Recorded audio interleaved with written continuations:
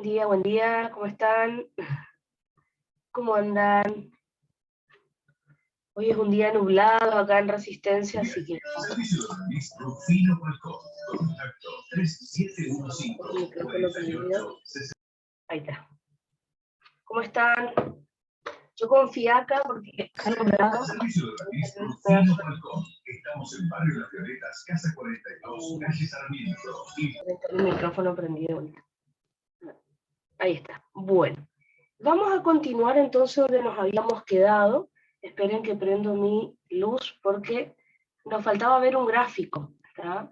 Recuerden que nosotros habíamos visto qué pasaba si aumentaba o si disminuía la precarga con el gráfico de las curvas de gasto cardíaco y de retorno venoso. Después, qué pasaba si aumentaba o disminuía la contractilidad. Así que ahora nos está faltando completar el gráfico de qué pasa si aumenta o disminuye la poscarga, ¿está? Yo les había dicho, como para que se acuerden más rápido, que si se afecta la precarga, solo se afecta la curva de retorno venoso. Si se afecta la contractilidad, solo se modifica la curva de gasto cardíaco o de función cardíaca. Y la más complicada por ahí de entender es qué pasa si se modifica la poscarga. Entonces, ya lo vamos a dibujar acá, pero les planteo dos situaciones. En uno de los gráficos vamos a dibujar qué pasa si aumenta la poscarga, y en el gráfico de la derecha vamos a dibujar qué pasa si disminuye la poscarga. Entonces, recuerden que la principal causa de modificación de la poscarga dijimos que era la resistencia periférica total. Y a su vez, la principal causa de que se modifique la resistencia periférica total, según la ley de Poiseuille, era la modificación del radio, es decir, vasoconstricción o vasodilatación. Entonces, principal causa de aumento de la poscarga es el aumento de la resistencia periférica total. Y a su vez, ¿cuál es el principal factor que me aumenta la resistencia periférica total? Dijimos que era la disminución del radio o del diámetro arterial, o lo que es lo mismo la vasoconstricción arterial. Entonces, y uno diría, bueno, si vamos a hacer vasoconstricción arterial, obviamente que no me va a modificar el retorno venoso. Bueno, la realidad es que sí, ¿está? Si yo hago vasoconstricción o vasodilatación arterial, no solo se modifica la resistencia periférica, sino que se modifica también el retorno venoso, indirectamente. Ahora, para que no se confundan, les hice un dibujito acá, para que entiendan por qué se modifica el retorno venoso, que quizás eso es lo que a veces nos cuesta entender. Entonces, en el dibujito que les hice acá, fíjense, vamos a suponer que acá tenemos la arteria, donde, recuerden, arterias musculares y arteriolas, es donde íbamos a hacer la vasoconstricción. Entonces, imagínense que acá yo tengo una arteria muscular o una arteriola donde hice la vasoconstricción arterial, o sea, la disminución del radio. Después, del lado izquierdo, fíjense de este radio, de este lado, fíjense que está la aorta, ¿está? Y sería antes de la vasoconstricción. Y después de este otro lado, después de la vasoconstricción, recuerden que están los capilares sanguíneos y las venas. Acuérdense que el aparato cardiovascular es un circuito cerrado, así que todo lo que pasa en arterias indirectamente me va a afectar a capilares y me va a afectar a venas. Entonces, lo primero que quiero que piensen es, si yo hago la vasoconstricción acá, en la arteriola, básicamente si cierro un poquito la arteriola, ¿qué va a pasar antes de esa vasoconstricción? O sea, ¿qué va a pasar en la aorta si yo hago una vasoconstricción en arteriola o si hago una vasoconstricción en arteria muscular? Piensen que antes de la vasoconstricción, al hacer la vasoconstricción, antes de eso, se va a empezar a acumular sangre. ¿Por qué? Donde hay la vasoconstricción arterial, la sangre le va a costar pasar hacia el otro lado. Entonces, del lado de la aorta se va a empezar a acumular sangre. Recuerden que eso me indica que me va a aumentar la poscarga. ¿Está? Eso va a pasar del lado de arterias como la aorta. Que esa es la parte que ustedes ya sabían, fíjense. ¿Qué va a pasar del lado arterial? Sabemos que aumenta la resistencia periférica total y aumenta la poscarga. ¿Está? Y por lo tanto, Si aumenta la poscarga, dijimos que disminuía el volumen sistólico y el gasto cardíaco. Así que hasta ahí es lo que ustedes sabían. ¿Cuál es la parte que nosotros todavía no habíamos leído? ¿Qué pasa luego de la vasoconstricción? Miren lo que dibujé acá. Si yo hago la vasoconstricción, como les dije, toda la sangre, o entre comillas, la mayor parte de la sangre, va a quedar acumulado del lado arterial. Por eso me aumentó la presión arterial en la aorta, por eso me aumenta la poscarga. Ahora, piensen qué va a pasar después de la vasoconstricción. Le va a llegar poca sangre a los capilares sanguíneos y por lo tanto a las venas. Es decir, disminuye la acumulación de sangre en las venas. Por lo tanto, disminuye el retorno venoso y la precarga. Tengan cuidado, estoy haciendo vasoconstricción arterial y eso indirectamente me afecta el retorno venoso. No estoy haciendo vasoconstricción venosa, no estoy haciendo eso. Es arterial que indirectamente me afecta el retorno venoso. Entonces, fíjense, indirectamente, si yo hago vasoconstricción arterial, le llega menos sangre a las venas, porque todos los vasos sanguíneos están comunicados. Así que disminuye el retorno venoso, disminuye la precarga, es decir, el volumen de fin de diástole, disminuye la fuerza de contracción, disminuye el volumen sistólico y disminuye el gasto cardíaco. Entonces, repasemos. Si yo hago vasoconstricción venosa, ¿qué pasa con el retorno venoso?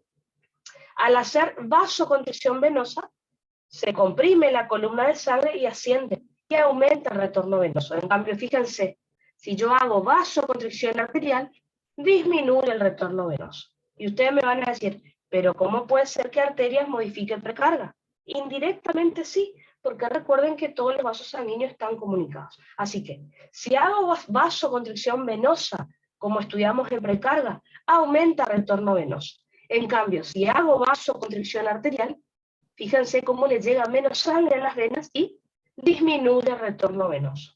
¿Está? Eso es lo que no quiero que se olvide. ¿Está? Al revés, miremos este otro dibujo. Enseguida vamos a hacer el gráfico. ¿Qué pasa si disminuye la poscarga?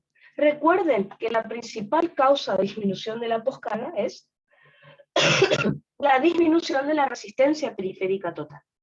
Y según la ley de Poiseuille, recuerden que el principal factor que me disminuye la resistencia periférica total es el aumento del radio, o aumento del diámetro de las arterias, o vasodilatación arterial. Entonces, ¿qué era lo que ya sabíamos?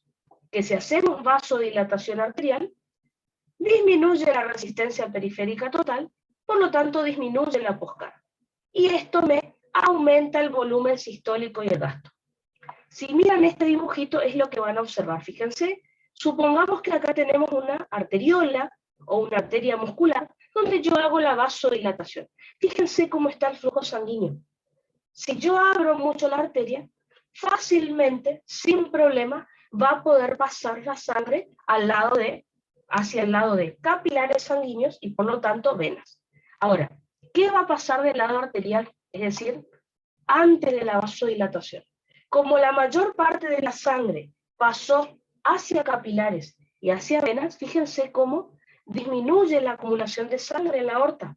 Por eso disminuye la poscarga, que es lo que yo les dije acá. Disminuye la poscarga, por eso aumenta el volumen sistólico y el gasto. ¿Qué era lo que no sabíamos hasta ahora? ¿Qué pasa del lado venoso? Fíjense, con este dibujito no se van a olvidar. Si yo si vasodilato las arteriolas, la mayor parte de la sangre va a llegar más rápido hacia capilares sanguíneos y luego hacia venas. Por lo tanto, va a llegar más sangre, se va a acumular más sangre del lado venoso. Es decir, aumenta la precarga. Fíjense lo que tenemos acá. Si hago vasodilatación arterial, entonces, ¿qué va a pasar del lado venoso? O sea, después de la vasodilatación, me va a aumentar el retorno venoso, aumenta la precarga, es decir, el volumen de fin de diástole, aumenta la fuerza de contracción, aumenta el volumen sistólico y el gasto cardíaco. ¿Está? Entonces, fíjense que la vasoconstricción o la vasodilatación arterial indirectamente me pueden afectar el retorno venoso. ¿Está?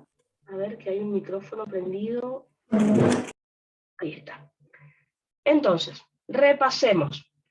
Si yo hago vasoconstricción venosa, ¿qué pasa con el retorno venoso?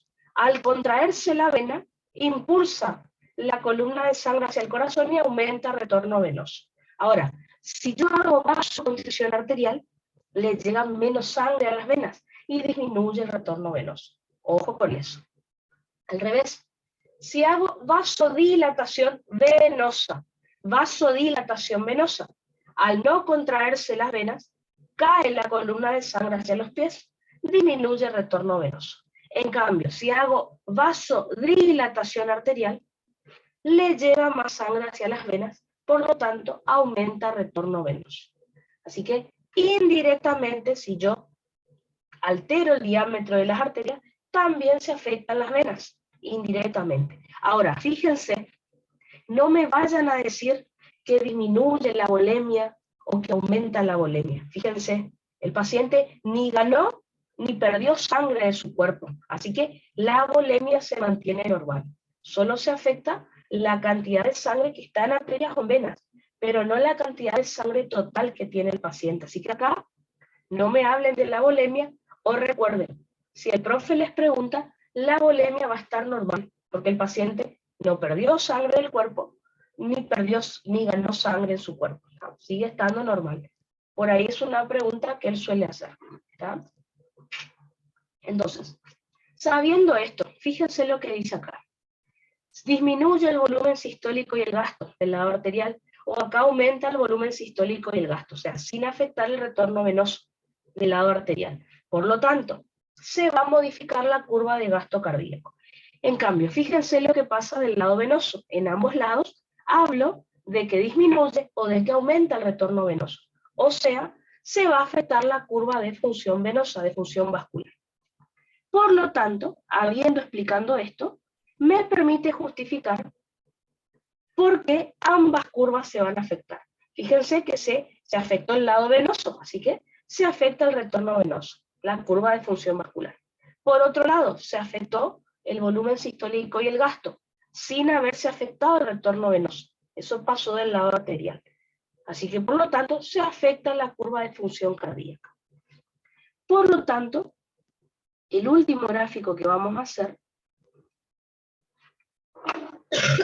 les recuerdo entonces, si se afectaba la precarga, solo se afectaba el retorno venoso, ¿ven? La curva de función vascular.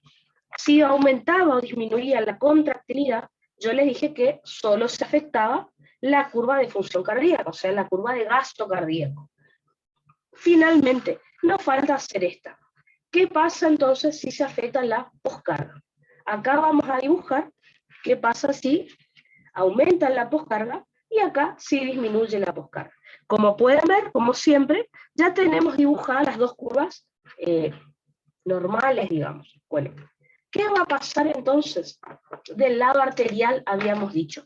Yo les conté recién que si aumenta la poscarga, perdón, si aumenta la resistencia periférica total, o sea, si hago vasoconstricción arterial, aumenta la resistencia periférica total, aumenta la poscarga.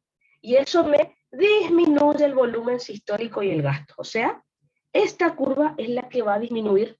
Disminuye volumen sistólico, disminuye gasto cardíaco. Por lo tanto, esta curva la tienen que hacer más baja que lo habitual, ¿ven? Y ahí muestro cómo está disminuido el volumen sistólico y el gasto. Eso pasó del lado arterial.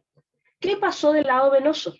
Al hacer vasoconstricción arterial, dijimos que llega menos sangre luego de esa vasoconstricción, o sea, llega menos sangre a los capilares y por lo tanto a las venas. Por lo tanto, disminuye el retorno venoso. Por lo tanto, esta curva, que es la de retorno venoso, va a estar más baja que lo habitual. ¿Ven? Más baja que lo habitual, así que por lo tanto, como pueden ver, ambas curvas están disminuidas. La de gasto cardíaco y la de retorno venoso. Obviamente, al estar disminuidas ambas, el punto de equilibrio también va a disminuir. Fíjense, prácticamente va a estar abajo que la anterior. O sea, el punto de equilibrio, ¿ven?, que teníamos entre retorno venoso y gasto, fíjense que era a 5 litros por minuto. Ahora disminuyó. O sea, ambos parámetros disminuyeron, así que el punto de equilibrio está más abajo que lo normal cuando aumenta la poscarga. Fíjense, precarga me aumentaba el punto de equilibrio. Contractilidad me aumentaba el punto de equilibrio. ¿Por qué? Porque ambos factores dijimos que eran directamente proporcionales. En cambio, ¿ven? Aumento de poscarga me disminuye el volumen sistólico, el retorno venoso y el gasto, ¿está? Porque era inversamente proporcional. Aumenta poscarga y esto me disminuye tanto el retorno venoso como me disminuye el gasto cardíaco, ¿está? Así que ojo con eso. Otra cosita, al disminuir ambos parámetros al mismo tiempo, la presión sistémica media no se va a modificar. Como yo les adelanté, el único factor que me modifica la presión sistémica media es la precarga, ¿tá? La contractilidad ni siquiera la tocaba, y en la poscarga, como está bien, disminuye el retorno venoso, pero también al disminuir el gasto cardíaco al mismo tiempo, digamos que se mantiene en equilibrio esta presión sistémica media, ¿está? Finalmente, vamos al otro lado. ¿Qué pasa si disminuye la poscarga? Dijimos que la principal causa era la vasodilatación arterial. Entonces, si yo hago vasodilatación arterial, ¿qué pasa del lado arterial? Disminuye la resistencia periférica total, es decir, disminuye la poscarga. Y por lo tanto dijimos que aumenta el volumen sistólico y el gasto cardíaco. Así que la curva de función cardíaca es la que va a aumentar, ¿está? La van a dibujar más alta que lo normal, ¿está? Acá está la curva normal y acá está la que dibujamos cuando disminuye la poscarga. ¿Qué va a pasar del lado venoso? Si hago vasodilatación arterial, va a ser más fácil, va a aumentar el flujo sanguíneo hacia capilares sanguíneos y luego hacia venas. Por lo tanto, aumenta retorno venoso. Esta es la curva de retorno venoso, entonces normal. ¿Qué van a hacer ahora? Dibujar el retorno venoso más alto que lo normal. ¿Ven? Entonces, fíjense cómo ambas curvas, uy, qué mal que salió esto. Ambas curvas, fíjense cómo están aumentadas por encima de lo normal, ambas. ¿Qué va a pasar con el punto de equilibrio? Obviamente el punto donde se cruzan ambas curvas, fíjense cómo está aumentado, por encima del anterior nada más, ¿está? Entonces, el punto de equilibrio, donde tanto retorno venoso como gasto cardíaco eran de 5 litros por minuto, fíjense cómo ahora está aumentado, porque tanto el retorno venoso como el gasto cardíaco aumentaron. Pero fíjense que la presión sistémica media o presión circulatoria media no va a cambiar, porque al aumentar ambos parámetros al mismo tiempo, se mantiene dentro de todo su equilibrio, ¿está? Entonces, fíjense, yo les había dicho que tanto precarga como contractilidad eran directamente proporcionales al gasto, fíjense. Si disminuye la precarga, disminuía el punto de equilibrio, o sea, el gasto cardíaco. Si disminuía la contractilidad, disminuía el gasto cardíaco. En cambio, poscarga es inversamente proporcional. Fíjense acá, al disminuir la poscarga, aumenta el gasto cardíaco, ¿está? Y con eso entonces, hasta acá les mandé ayer las fotos, ¿se acuerdan? Esto es lo que vimos allá, y nos quedaba ver este último gráfico. Ojo que es el único que está de manera inversamente proporcional las curvas, porque justamente la poscarga es el único factor que es inversamente proporcional al gasto cardíaco, ¿está? Así que, y tengan cuidado, en el Constanzo estos gráficos están bien. En el apunte del profe hay un error de impresión. Precarga está bien en el apunte del profe, contractilidad también. En poscarga solo dibuja una curva, se olvidó de la otra, ¿está? En la explicación escrita está bien, lo mismo que les expliqué yo está en el apunte del profe, pero en el gráfico está mal. No es que se ve que es un error de impresión, le falta una curva a los gráficos del apunte del profe, así que acá o en el Constanzo está perfecto, sin problema.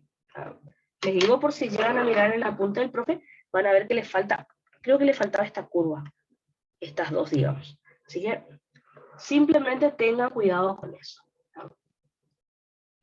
Perfecto, entonces. Miren que apago mi luz.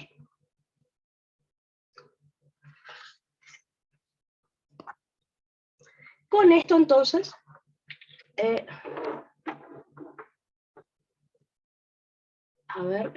dice Hermi, ¿puedo diseñar el gráfico normal y los 5 litros de gasto cardíaco y la presión sistémica media que se encuentra en 5 litros? No entiendo la pregunta, Aline, si me la puedes formular de vuelta. No entiendo qué parte no estás entendiendo. Pregúntame de vuelta de otra manera, a ver si puedo explicarte la partecita que no entendés. A ver, bueno. ¿Cómo comenzarías para explicar al profe? ¿Qué cosa? ¿Qué gráfico o lo normal? ¿Qué es la parte que querés empezar a explicar? Lo normal. Recordad que el gráfico, dijimos ayer, que me representa dos curvas. ¿Cómo se relacionan entre sí? La curva de retorno, perdón, la curva de función vascular y la curva de función cardíaca, respecto a la variación de la presión de la aurícula derecha. Eso es el gráfico que vos le vas a explicar a él. Generalmente, ¿qué pasó el año pasado? Que el profe no les pidió el gráfico. Por ejemplo, estaban hablando de precarga, vamos a suponer, y el profe les preguntaba a algún chico que estaba hablando de precarga, ¿cómo va a estar el loop volumen-presión? Que recordad que es el primer gráfico que vimos del gráfico de volumen-presión. Entonces vos le tenías que explicar con tus palabras cómo iba a estar ese gráfico. A otros chicos, sin embargo, estaba hablando de contractilidad y le preguntaba, ¿y cómo pensás que va a estar la curva de función vascular y la curva de función venosa? La curva de función vascular y la curva de función cardíaca. Bueno, ahí le van a tener que justificar, depende de si aumenta o disminuye la precarga, para dónde va a estar esa curva y por qué. Entonces, por eso, fíjense que yo en cada gráfico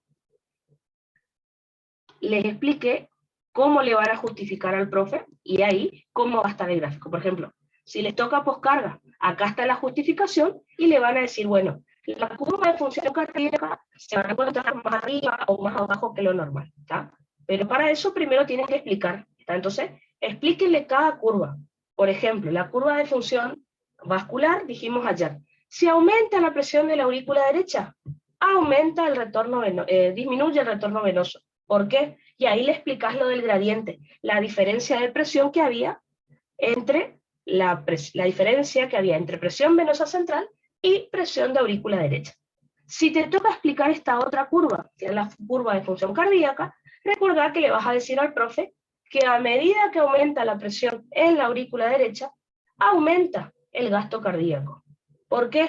Y ahí le explicas que si aumenta la presión en la aurícula, el ventrículo se llena más, esto me aumenta la fuerza de contracción por el mecanismo de Frank-Starling y aumenta el volumen sistólico y el gasto. ¿Está? Así tal cual lo habíamos hablado, le explicas, si aumenta la presión en la aurícula, ¿qué pasa con tal curva? Listo.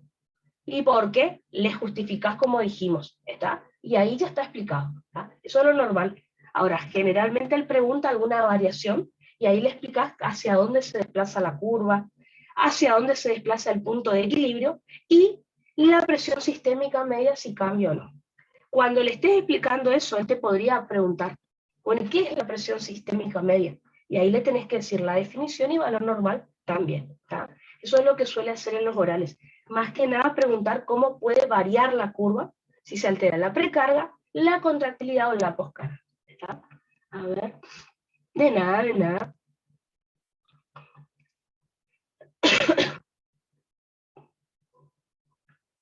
Entonces, les recuerdo algo. A ver, lo voy a poner acá para que no nos olvidemos. 2 segunditos. Porque parece que hace mucho que estudiamos este tema. Quiero que recuerden la siguiente formulita, para que nos ubiquemos donde estamos estudiando. Yo quiero que ustedes recuerden que el gasto cardíaco es igual al volumen sistólico por la frecuencia cardíaca. Entonces, si ustedes recuerdan, nosotros ya estudiamos los 3 factores que me modifican el volumen sistólico, ¿se acuerdan? Precarga, contractilidad y poscarga. Y por eso sabíamos que de manera directamente proporcional, el volumen sistólico modificó al gasto. Bueno, eso terminamos de estudiar recién. ¿Qué nos está faltando? Nos está faltando estudiar la regulación de la frecuencia cardíaca. Recuerden ustedes que la frecuencia cardíaca también modifica de manera directamente proporcional al gasto. Así que precarga, poscarga y contractilidad me modificaban esto. Y esto, volumen sistólico, modificó el gasto. Ahora nos está faltando estudiar esto, ¿tá? Para que nos ubiquemos lo que les dije al principio de la clase, no la anterior a esa. Así que esto nos falta estudiar. Regulación de la frecuencia cardíaca, obviamente para modificar de manera directamente proporcional al gasto cardíaco. ¿Está? Que esa fue la introducción que hicimos de este tema. Así que, por lo tanto, lo que nos está faltando estudiar ahora es la regulación de la frecuencia cardíaca y, por lo tanto, del gasto cardíaco.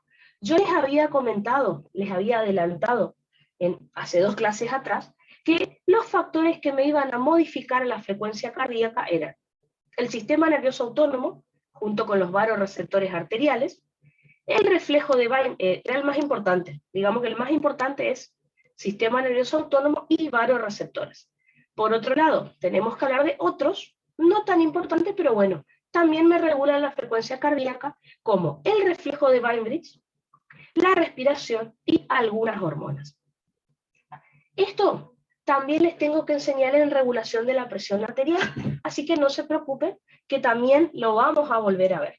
Ahora les voy a hablar de frecuencia cardíaca, pero cuando veamos regulación de la presión arterial, o sea, regulación a corto, mediano y largo plazo, volveremos a hablar de algunos de estos temas.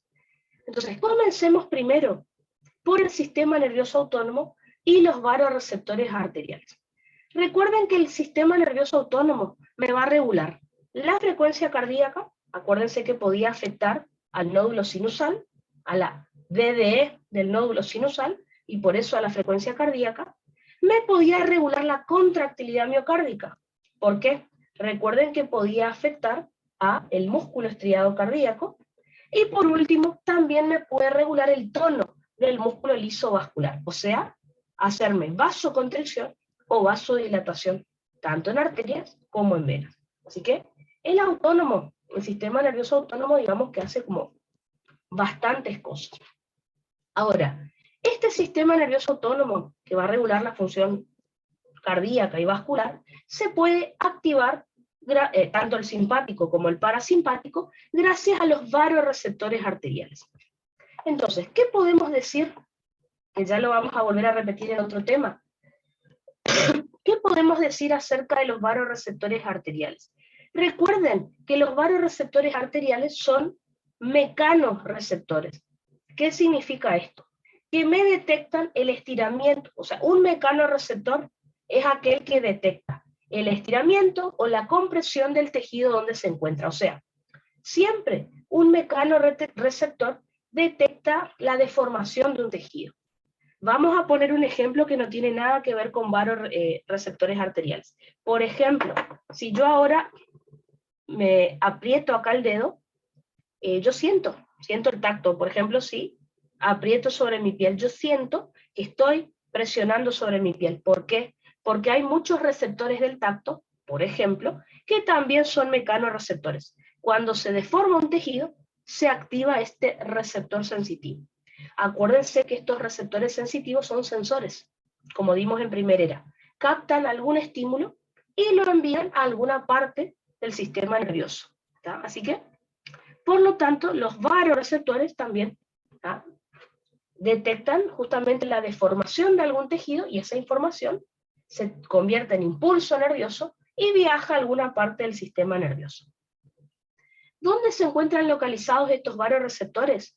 Acuérdense que están ubicados en la íntima, en la túnica íntima de las paredes arteriales, del callado de la aorta y de la bifurcación de la carótida primitiva. O sea, en el punto donde la carótida primitiva se divide en carótida interna y carótida externa, ahí está este grupito de células que se van a llamar células glómicas o células glomosas o células del glomus, como ustedes le quieran llamar. ¿Tá?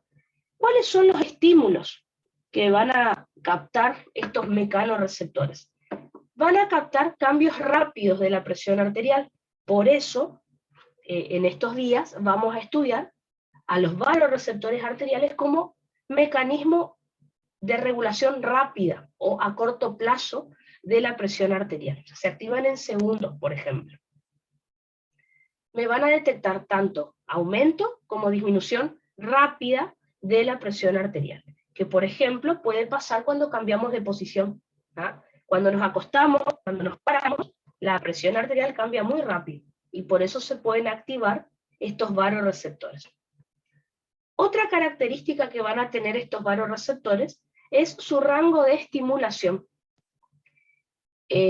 Su rango de estimulación es de 60 a 140 milímetros de mercurio de, por favor corrijan acá, de PAM, ¿ah? De presión arterial media. ¿Qué quiere decir esto? Que mientras la presión arterial esté entre 60 a 140 milímetros de mercurio, los vasoreceptores se pueden activar.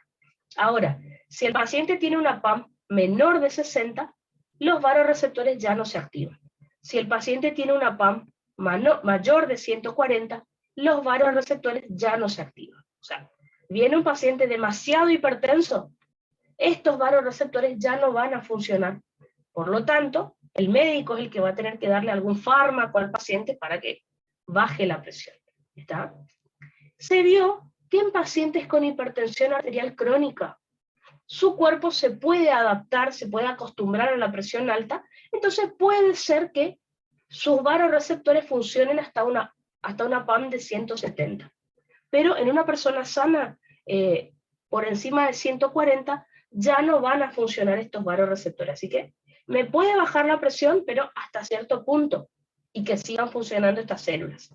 Me puede aumentar la presión hasta cierto punto. Después de eso, ya no van a funcionar, ya no se van a activar.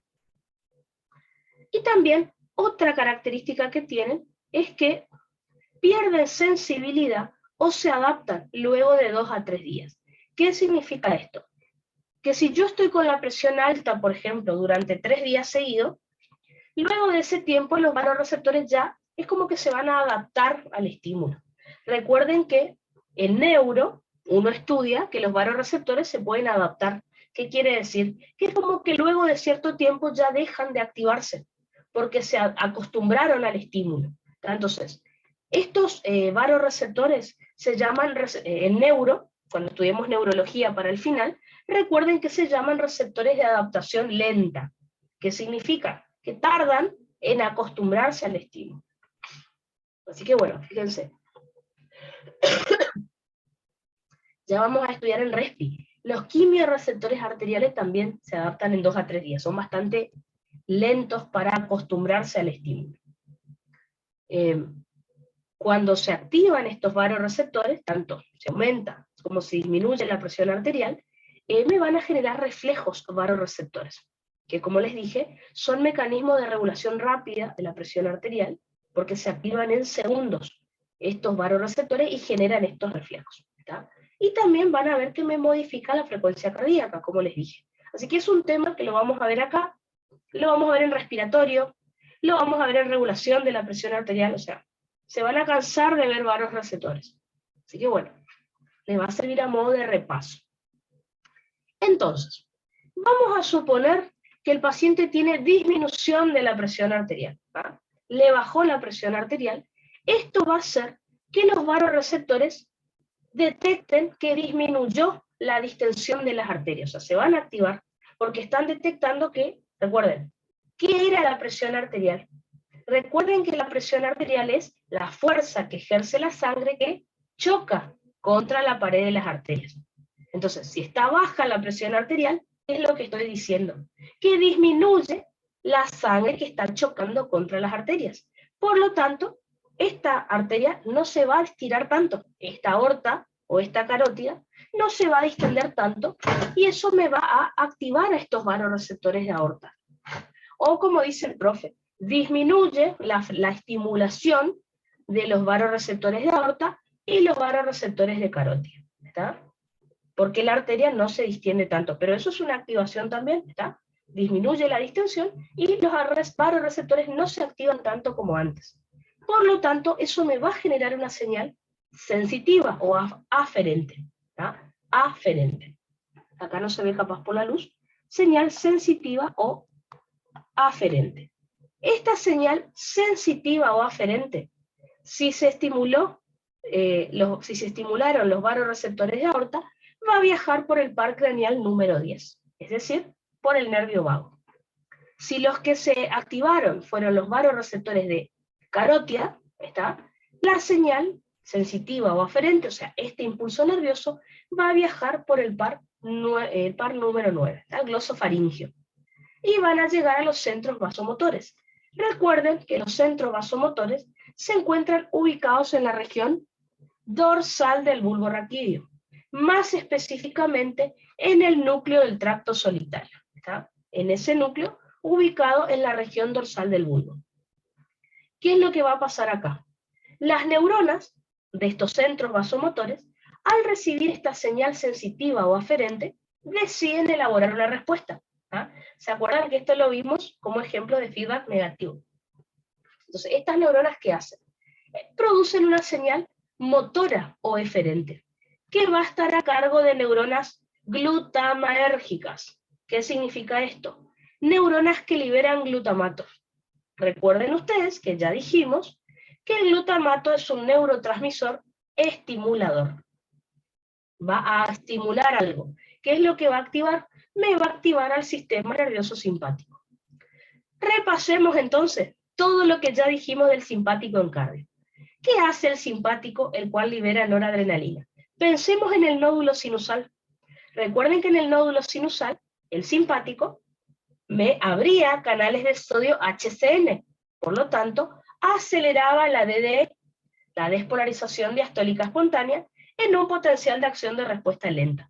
Por lo tanto, si se acelera la DDE, aumenta la frecuencia cardíaca, y por lo tanto, esto es lo que estamos estudiando ahora, me aumenta el gasto cardíaco, y cuanto más sangre bombee el corazón, más sangre va a chocar contra la pared de las arterias, o sea, me aumenta la presión arterial. ¿Está? Lo que nosotros estamos estudiando es esto nada más.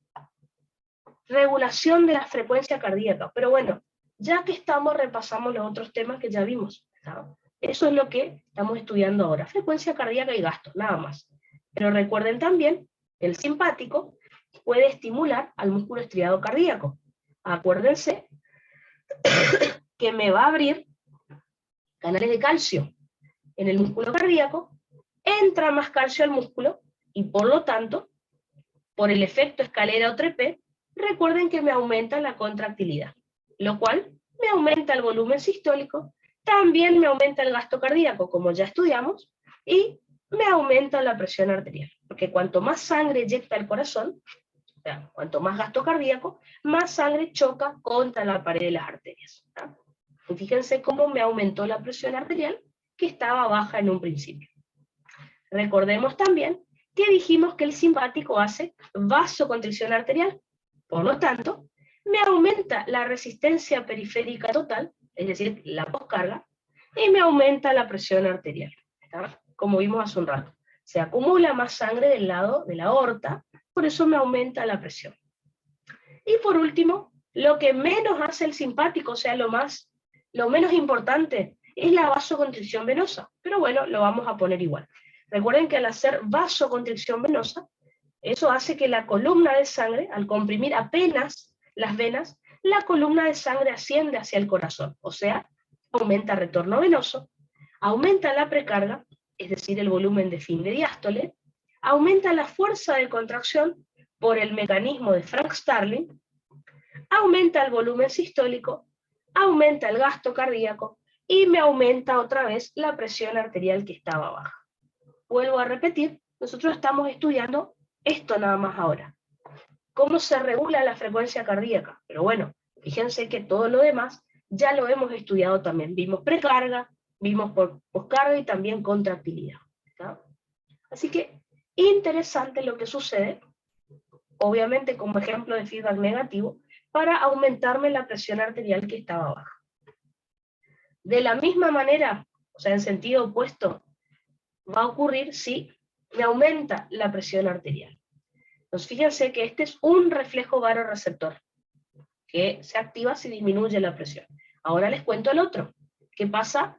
¿Qué reflejo varoreceptor se activa si me aumenta la presión arterial? Vuelvo a repetir. Presión arterial es la fuerza que ejerce la sangre que choca contra la pared de la arteria. ¿Qué significa presión arterial alta? Que hay mayor cantidad de sangre chocando contra la pared de la arteria y me la está distendiendo. Al distenderse la pared de la arteria, se estimulan mucho más, aumenta la estimulación de los varoreceptores de aorta y de carótida. Acá se estimulaban los varoreceptores, pero menos. Disminuye la estimulación de aorta y carótida, porque se distiende menos la arteria. Acá, al distenderse más la arteria, aumenta la estimulación de los varoreceptores de aorta y de carótida. Estos varoreceptores, al activarse más, generan una mayor señal sensitiva o aferente que viaja o por el par 10, si se activaron los varoreceptores de aorta, y por el par 9 si se activan ahora sí los varoreceptores de carótida. ¿Está? Obviamente, ese aumento en la intensidad del estímulo va a llegar hacia los centros vasomotores ubicados en la región dorsal del bulbo raquídeo, específicamente en el núcleo del tracto solitario. Al activarse las neuronas del núcleo del tracto solitario, generan una señal motora o eferente, es decir, una respuesta. Esta respuesta, fíjense que viaja por neuronas GABAérgicas. Recordemos eso. Son neuronas que liberan GABA. Ustedes acuérdense que el GABA es un neurotransmisor inhibidor. Entonces, escuchen esto. Yo no le puedo decir al profe que se activa el parasimpático. ¿Vieron que acá? Yo dije, bueno, perfecto. Las neuronas glutamatérgicas activan al simpático. Yo no puedo decir acá que se activa el parasimpático. ¿Por qué? Porque son neuronas GABAérgicas las que van a realizar el mecanismo. Entonces, las neuronas GABAérgicas, como liberan GABA, inhiben algo, por lógica, ¿no? Entonces, ¿qué es lo que van a hacer las neuronas GABAérgicas? Inhiben al simpático. Las glutamatérgicas activaban al simpático. Las GABAérgicas inhiben al simpático. Entonces, eso es lo que tienen que decir. Obviamente, al inhibirse el simpático, ¿quién queda actuando? Si yo inhibo el simpático, solo va a quedar activado el parasimpático. Pero ya saben que al profe hay ciertas palabras que les gusta que ustedes digan. Si ya a mí me dicen se activa el parasimpático, para mí está bien, es lo mismo. No. El profe quiere que le digan que se inhibe el simpático y por lo tanto queda actuando el parasimpático. Es lo mismo, pero así díganle, ¿está?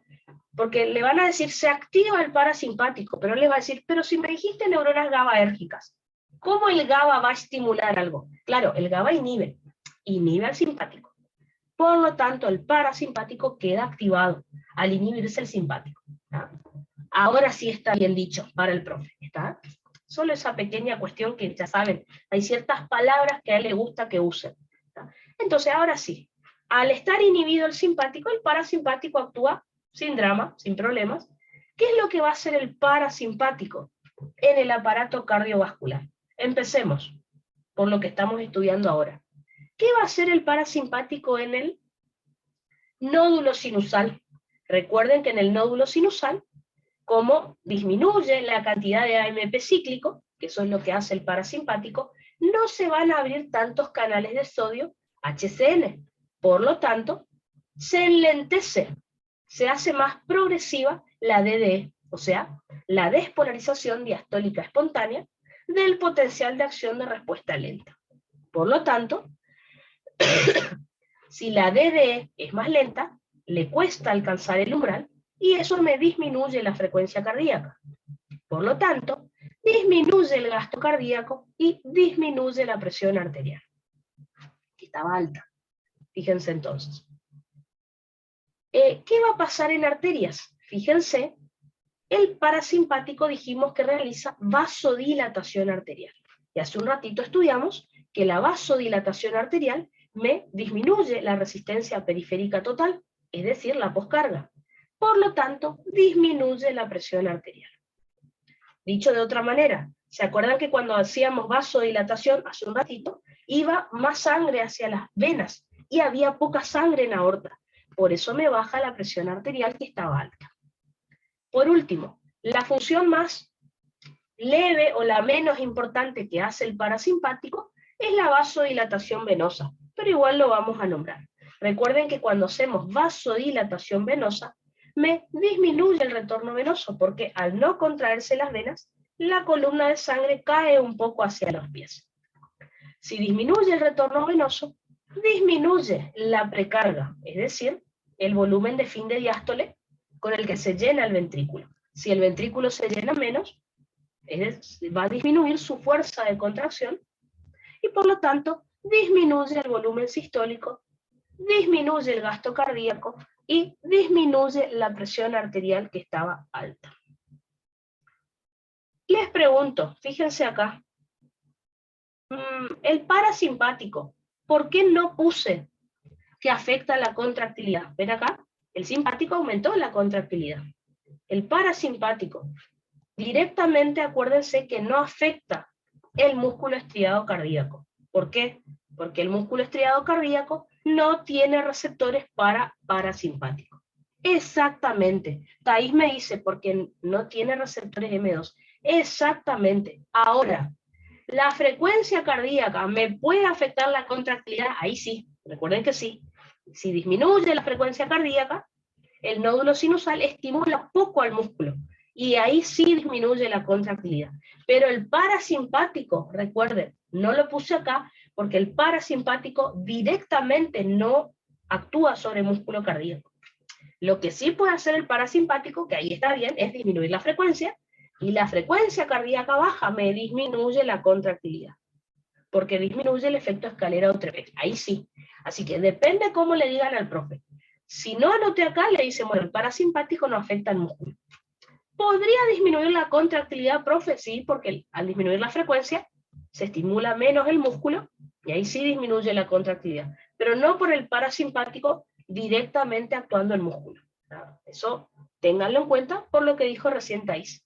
Músculo cardíaco no tiene receptores muscarínicos. No tiene. Así que fíjense que con esto estudiamos cómo se regula la frecuencia cardíaca, de acuerdo a los varoreceptores y al sistema nervioso autónomo. En un ratito les preparé un PowerPoint donde el profe les va a preguntar ciertas situaciones donde tengan que explicar esto también. Por ahí no les dice, háblame del sistema nervioso simpático, no. Les dice, el paciente perdió sangre, bueno, explícame, ¿qué va a pasar con precarga, poscarga y contractilidad? Y por ahí presión, si pierdo sangre baja la presión, y le puedo explicar esto para relacionar el tema, por ejemplo. ¿Está? Ya vamos a hacer ese ejercicio mental en un rato. Así que con esto, fíjense, ya hablamos del sistema nervioso autónomo y los reflejos varoreceptores. Cómo me regulan la frecuencia cardíaca, pero yo les agregué un poquito más, porque mejor si está completo. Esto mismo vamos a hablar en regulación de la presión arterial, así que ya tienen un tema casi dado. ¿Está? Otro de los mecanismos que me regulan la frecuencia cardíaca es el reflejo de Bainbridge. De vuelta, esto lo vamos a estudiar en regulación de la presión arterial. Regulación a corto plazo. Este es un mecanismo que también se activa en segundos. Lo que pasa es que aparte del reflejo de Bainbridge, vamos a tener que estudiar otros cuando estemos en presión arterial. Pero bueno, entonces, para que se origine este reflejo de Bainbridge, ¿qué receptores se tienen que activar? Fíjense que se llaman receptores de baja presión. Ojo, porque por ahí he visto que se confunden. Receptores de baja presión no significa que se activan con presión baja, no. Significa que estos receptores están ubicados en un lugar del cuerpo que tiene muy baja presión. Fíjense, ¿dónde se localizan estos receptores? En la aurícula derecha. Piensen que de las 4 cámaras cardíacas, la aurícula derecha es la que más baja presión tiene. Tiene más baja presión incluso que la aurícula izquierda y que los ventrículos, obviamente. ¿No? Entonces, ¿por qué se le llama receptores de baja presión? porque a diferencia de los vasoreceptores arteriales, piensen que los vasoreceptores arteriales son de alta presión, porque en esos lugares hay presiones altísimas. En cambio, acá hay presión re baja. ¿Ah? Es una cámara que tiene presión baja. Bueno, estos receptores de baja presión también son mecanorreceptores, es decir, que se activan cuando se deforma, cuando se distiende o no el tejido donde se encuentra. Obviamente estoy hablando de la aurícula derecha en este caso. ¿Cuál es el estímulo que me va a activar estos receptores de baja presión? La distensión de la aurícula derecha. ¿Tá? Al distenderse la aurícula derecha, estos receptores están ahí intercalados con el músculo cardíaco de la aurícula, así que al distenderse la aurícula se activan estos receptores. Entonces, pregunta, ¿por qué se podría estirar mucho la aurícula? Piensen que es porque le está llegando mucha sangre, o sea, por aumento del retorno venoso. Así que, ojo, no me vayan a decir que el aumento del retorno venoso me activa los receptores. No, el aumento del retorno venoso, o sea, cuando le llega más sangre a la aurícula, hace que esta aurícula se distienda más. Y eso me activa los receptores de baja presión. Entonces, ¿cómo sería este reflejo que les voy a contar? Al aumentar el retorno venoso, es decir, al llegar más sangre a la aurícula derecha, esta aurícula derecha, fíjense que se llena más, por lo tanto se va a distender, y se van a activar estos receptores de baja presión. Al activarse estos receptores de baja presión, esto me genera un impulso nervioso, al cual le vamos a llamar señal sensitiva o aferente, que va a viajar por el par craneal número 10. Recuerden que estamos en corazón, ¿ah? El par 10 siempre inerva el corazón. Así que viaja esta señal por el par 10 de vuelta hacia los centros vasomotores, más específicamente el núcleo del tracto solitario, que se encuentra en la región dorsal del bulbo raquídeo. Las neuronas de los centros vasomotores van a elaborar una respuesta, es decir, una señal motora o eferente, que también va a viajar por el par 10 y me va a activar al simpático. Ahora, fíjense esto. Cuando yo acá les enseñé que se activa el simpático, fíjense, el simpático me aumentaba la frecuencia cardíaca, me afectaba el músculo cardíaco, arterias, venas, bueno.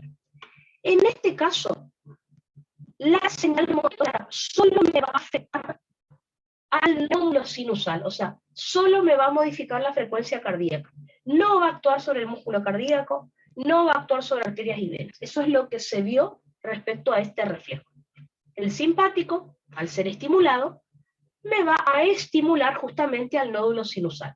¿Qué es lo que va a hacer?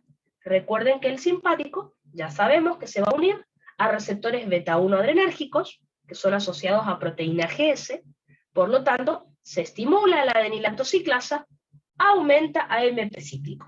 Recuerden que el AMP cíclico se va a unir a los canales de sodio HCN y los va a abrir más rápido. O sea que se van a abrir muchos canales de sodio HCN. Recuerden que esto me va a acelerar la DD del potencial de acción de la respuesta lenta. O sea, aumenta la frecuencia cardíaca, aumenta el automatismo. Por eso estamos estudiando este tema en regulación de la frecuencia cardíaca. Entonces, la pregunta es, al aumentar la frecuencia cardíaca, ¿qué tiene que ver con lo que estamos estudiando? Piensen que si aumenta la frecuencia cardíaca, el corazón más rápido va a hacer eyección. Eso, el ciclo cardíaco va a ser más rápido, y por lo tanto la aurícula ya no se va a llenar tan rápido. ¿Ah? Al moverse la sangre más rápido desde el corazón a las arterias, disminuye el llenado de la aurícula derecha, y por lo tanto ya va a dejar de estar distendida. ¿Ah? Esto que les expliqué acá entonces es el reflejo de Weinreich. Cuando estudiemos en regulación de la presión arterial, los receptores de baja presión, al activarse en realidad, me producen 3 reflejos. Lo que pasa es que los otros 2 reflejos no me regulan la frecuencia cardíaca, que es lo que estamos estudiando ahora. Así que cuando estemos hablando de regulación de la presión arterial, aparte del reflejo de Weinreich, yo les voy a contar que los receptores de baja presión también me producen el reflejo, primero el de Weinreich, segundo el de Gauer-Henry, lo habrán escuchado nombrar, y tercero un reflejo que no tiene nombre, que me afecta a las arteriolas del riñón. ¿Está? Así que el de Weinreich ya lo saben, pero les voy a tener que agregar cositas cuando estemos en presión arterial, que es el reflejo de Gauer-Henry, que no tiene nada que ver con la frecuencia cardíaca, por eso no les estoy hablando ahora, y un reflejo que afecta el filtrado renal, que no tiene nada que ver con frecuencia cardíaca tampoco, ¿está? Pero bueno, por lo menos el de Bainbridge ya lo saben ahora, así que después les agregaré los otros dos y ya está, ¿está? Y dato, al profe le encanta el reflejo de Bainbridge, porque es el profe, por ejemplo, en un oral les dice, háblame del reflejo de Bainbridge. Si ustedes no se acuerdan qué es, el nombre no les orienta, o sea que uno, si no se acuerda qué era eso, está en el horno. O sea, por eso les digo, los reflejos con nombres propios, al profe le gusta preguntar justamente porque si uno no lo estudió, no lo va a saber. El de Bainbridge, y ya después les voy a enseñar otro que se llama reflejo de Cushing. Al profe le encanta. El de Bainbridge ya lo saben. Así que ya estudiamos el sistema nervioso autónomo con los varoreceptores, ya estudiamos el reflejo de Bainbridge. Ahora, otro mecanismo que me puede regular la frecuencia la frecuencia cardíaca es la respiración. ¿Está? En realidad estoy hablando de la ventilación. ¿Qué estoy diciendo? Que la inspiración, aunque ustedes no crean, en realidad ya lo dimos, así que no es tan raro lo que les voy a contar. La inspiración me modifica la frecuencia cardíaca. La expiración me modifica la frecuencia cardíaca también. ¿Está? Tanto inspiración como expiración son dos procesos que forman parte de la ventilación. ¿Está? La ventilación entonces es el movimiento de aire entre la atmósfera y los pulmones. ¿Está? Esta ventilación, o sea, la entrada o salida de aire de los pulmones, me modifica, como ustedes ya saben, las presiones intraabdominal e intratorácica. O sea, ¿se acuerdan cuando hablamos de la bomba respiratoria? Al hablar de retorno venoso, bueno, eso es lo que vamos a repasar ahora, así que no es nada tan extraño. Lo único que lo vamos a relacionar con frecuencia cardíaca. Entonces, al inspirar o expirar, se modifica la presión intraabdominal, la intratorácica, sabemos que eso me modifica el retorno venoso, y ya vimos hace un rato que el retorno venoso me modifica la frecuencia cardíaca por el reflejo de Bainbridge. Así que es como que tenemos que enganchar un montón de cosas. Entonces, ¿qué va a pasar durante la inspiración? Les recuerdo lo que les expliqué en bomba respiratoria. Recuerden, al hacer inspiración, el diafragma se contrae y desciende. Por lo tanto, me comprime las vísceras abdominales, pero me permite que haya más capacidad en el tórax. Entonces, ¿qué va a pasar en abdomen? Dijimos que al descender el diafragma, al comprimirme las vísceras abdominales, aumenta la presión intraabdominal. ¿Y se acuerdan qué producía eso? Al aumentarme la presión intraabdominal, me comprimía las venas y aumentaba el retorno venoso. ¿Qué pasaba a nivel del tórax? Pasaba lo opuesto. Al descender el diafragma hay como más lugar en el tórax. Eso permite que los pulmones se expandan, por lo tanto le doy más lugar en el mediastino a la aurícula derecha para que se distienda.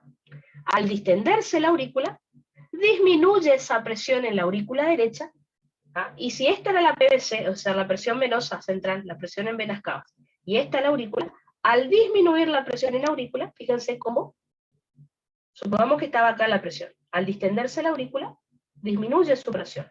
Eso me aumenta la diferencia de presión que había entre venas cavas y aurícula derecha.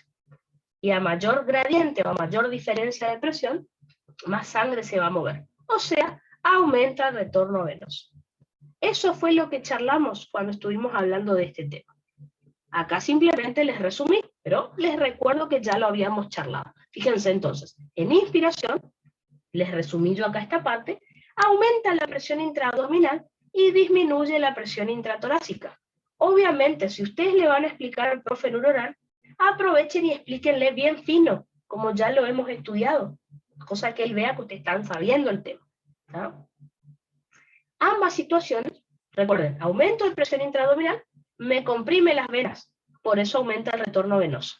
Disminución de presión intratorácica me permite la distensión de la aurícula baja su presión y eso me aumenta el retorno venoso. ¿Está?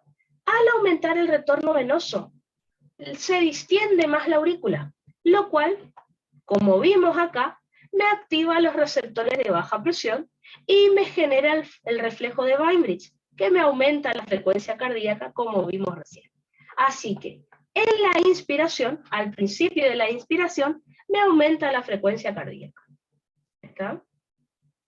Cuando inspiramos. La expiración va a ocasionar todo lo opuesto. Así que si saben esto, todo lo opuesto va a pasar en expiración.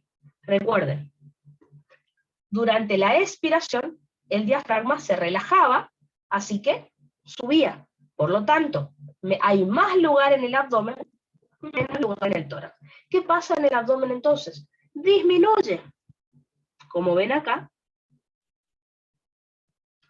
disminuye la presión intraabdominal. Por lo tanto, al disminuir la presión intraabdominal, las venas del abdomen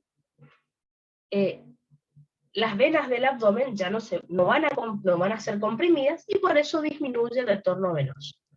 ¿Qué va a pasar a nivel del tórax? Fíjense que al relajarse el diafragma sube, me comprime a los pulmones. Recuerden que los pulmones se van a colapsar durante la expiración para alargar el aire, para expulsar el aire. ¿Qué pasa?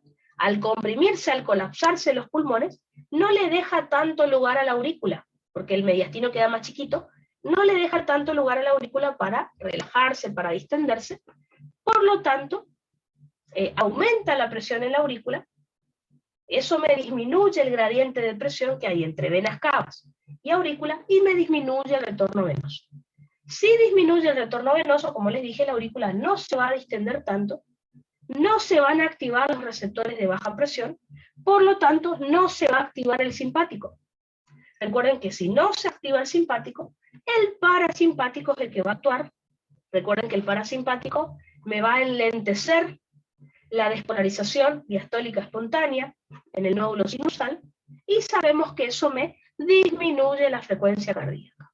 Así que, en simples palabras, la inspiración me aumenta la frecuencia cardíaca, la expiración me disminuye la frecuencia cardíaca. Fíjense que acá enganchamos retorno venoso con reflejo de Bainbridge con frecuencia cardíaca. O sea, son temas que estuvimos dando y que ahora los enganchamos para hablar de respiración. En expiración, fíjense que disminuyó el retorno venoso, lo cual no me activó el reflejo de Bainbridge, lo cual me disminuye la frecuencia cardíaca. ¿Está? Así que fíjense cómo diferentes situaciones que estuvimos estudiando en cardio las juntamos para poder explicar estos reflejos. Y hablar de regulación de la frecuencia cardíaca, que es lo importante.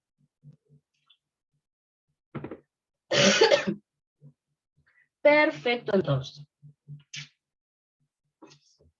El último mecanismo que me queda para hablarles de regulación de la frecuencia cardíaca son algunas hormonas como las catecolaminas y las hormonas tiroides. En el caso de las catecolaminas, recuerden ustedes que son la adrenalina y noradrenalina. ¿Y por qué las llamo hormonas? Recuerden que son hormonas endócrinas porque son liberadas por la médula suprarrenal. ¿Ah? Recuerden, si hablo acá del simpático, por ejemplo, que lo hablé varias veces, el simpático solo libera noradrenalina, y ahí la noradrenalina es un neurotransmisor. En cambio acá, la adrenalina y la noradrenalina son hormonas endócrinas, porque son liberadas por la médula suprarrenal. Ya vamos a hablar de esto en endocrino, en tercera edad, pero ya lo adelantamos. ¿Qué función van a tener la adrenalina y la noradrenalina? Igual que el simpático. Así que, por lo tanto, la adrenalina y la noradrenalina van a estimular al nódulo sinusal, van a acelerar, digamos, su DDE. Por lo tanto, si se activa, perdón, acá es como que tiene la misma función que el simpático, perdón, acá me equivoqué. Sistema nervioso simpático. Y por lo tanto, si tienen la misma función que el simpático, me activan al nódulo sinusal, como ya dijimos, aceleran la despolarización diastólica espontánea en el nódulo sinusal, por lo tanto aumenta la frecuencia cardíaca, es decir, el automatismo. Y si aumenta la frecuencia cardíaca, recuerden que me aumenta el gasto cardíaco. Por otro lado, recuerden que estas hormonas también pueden estimular al músculo estriado cardíaco.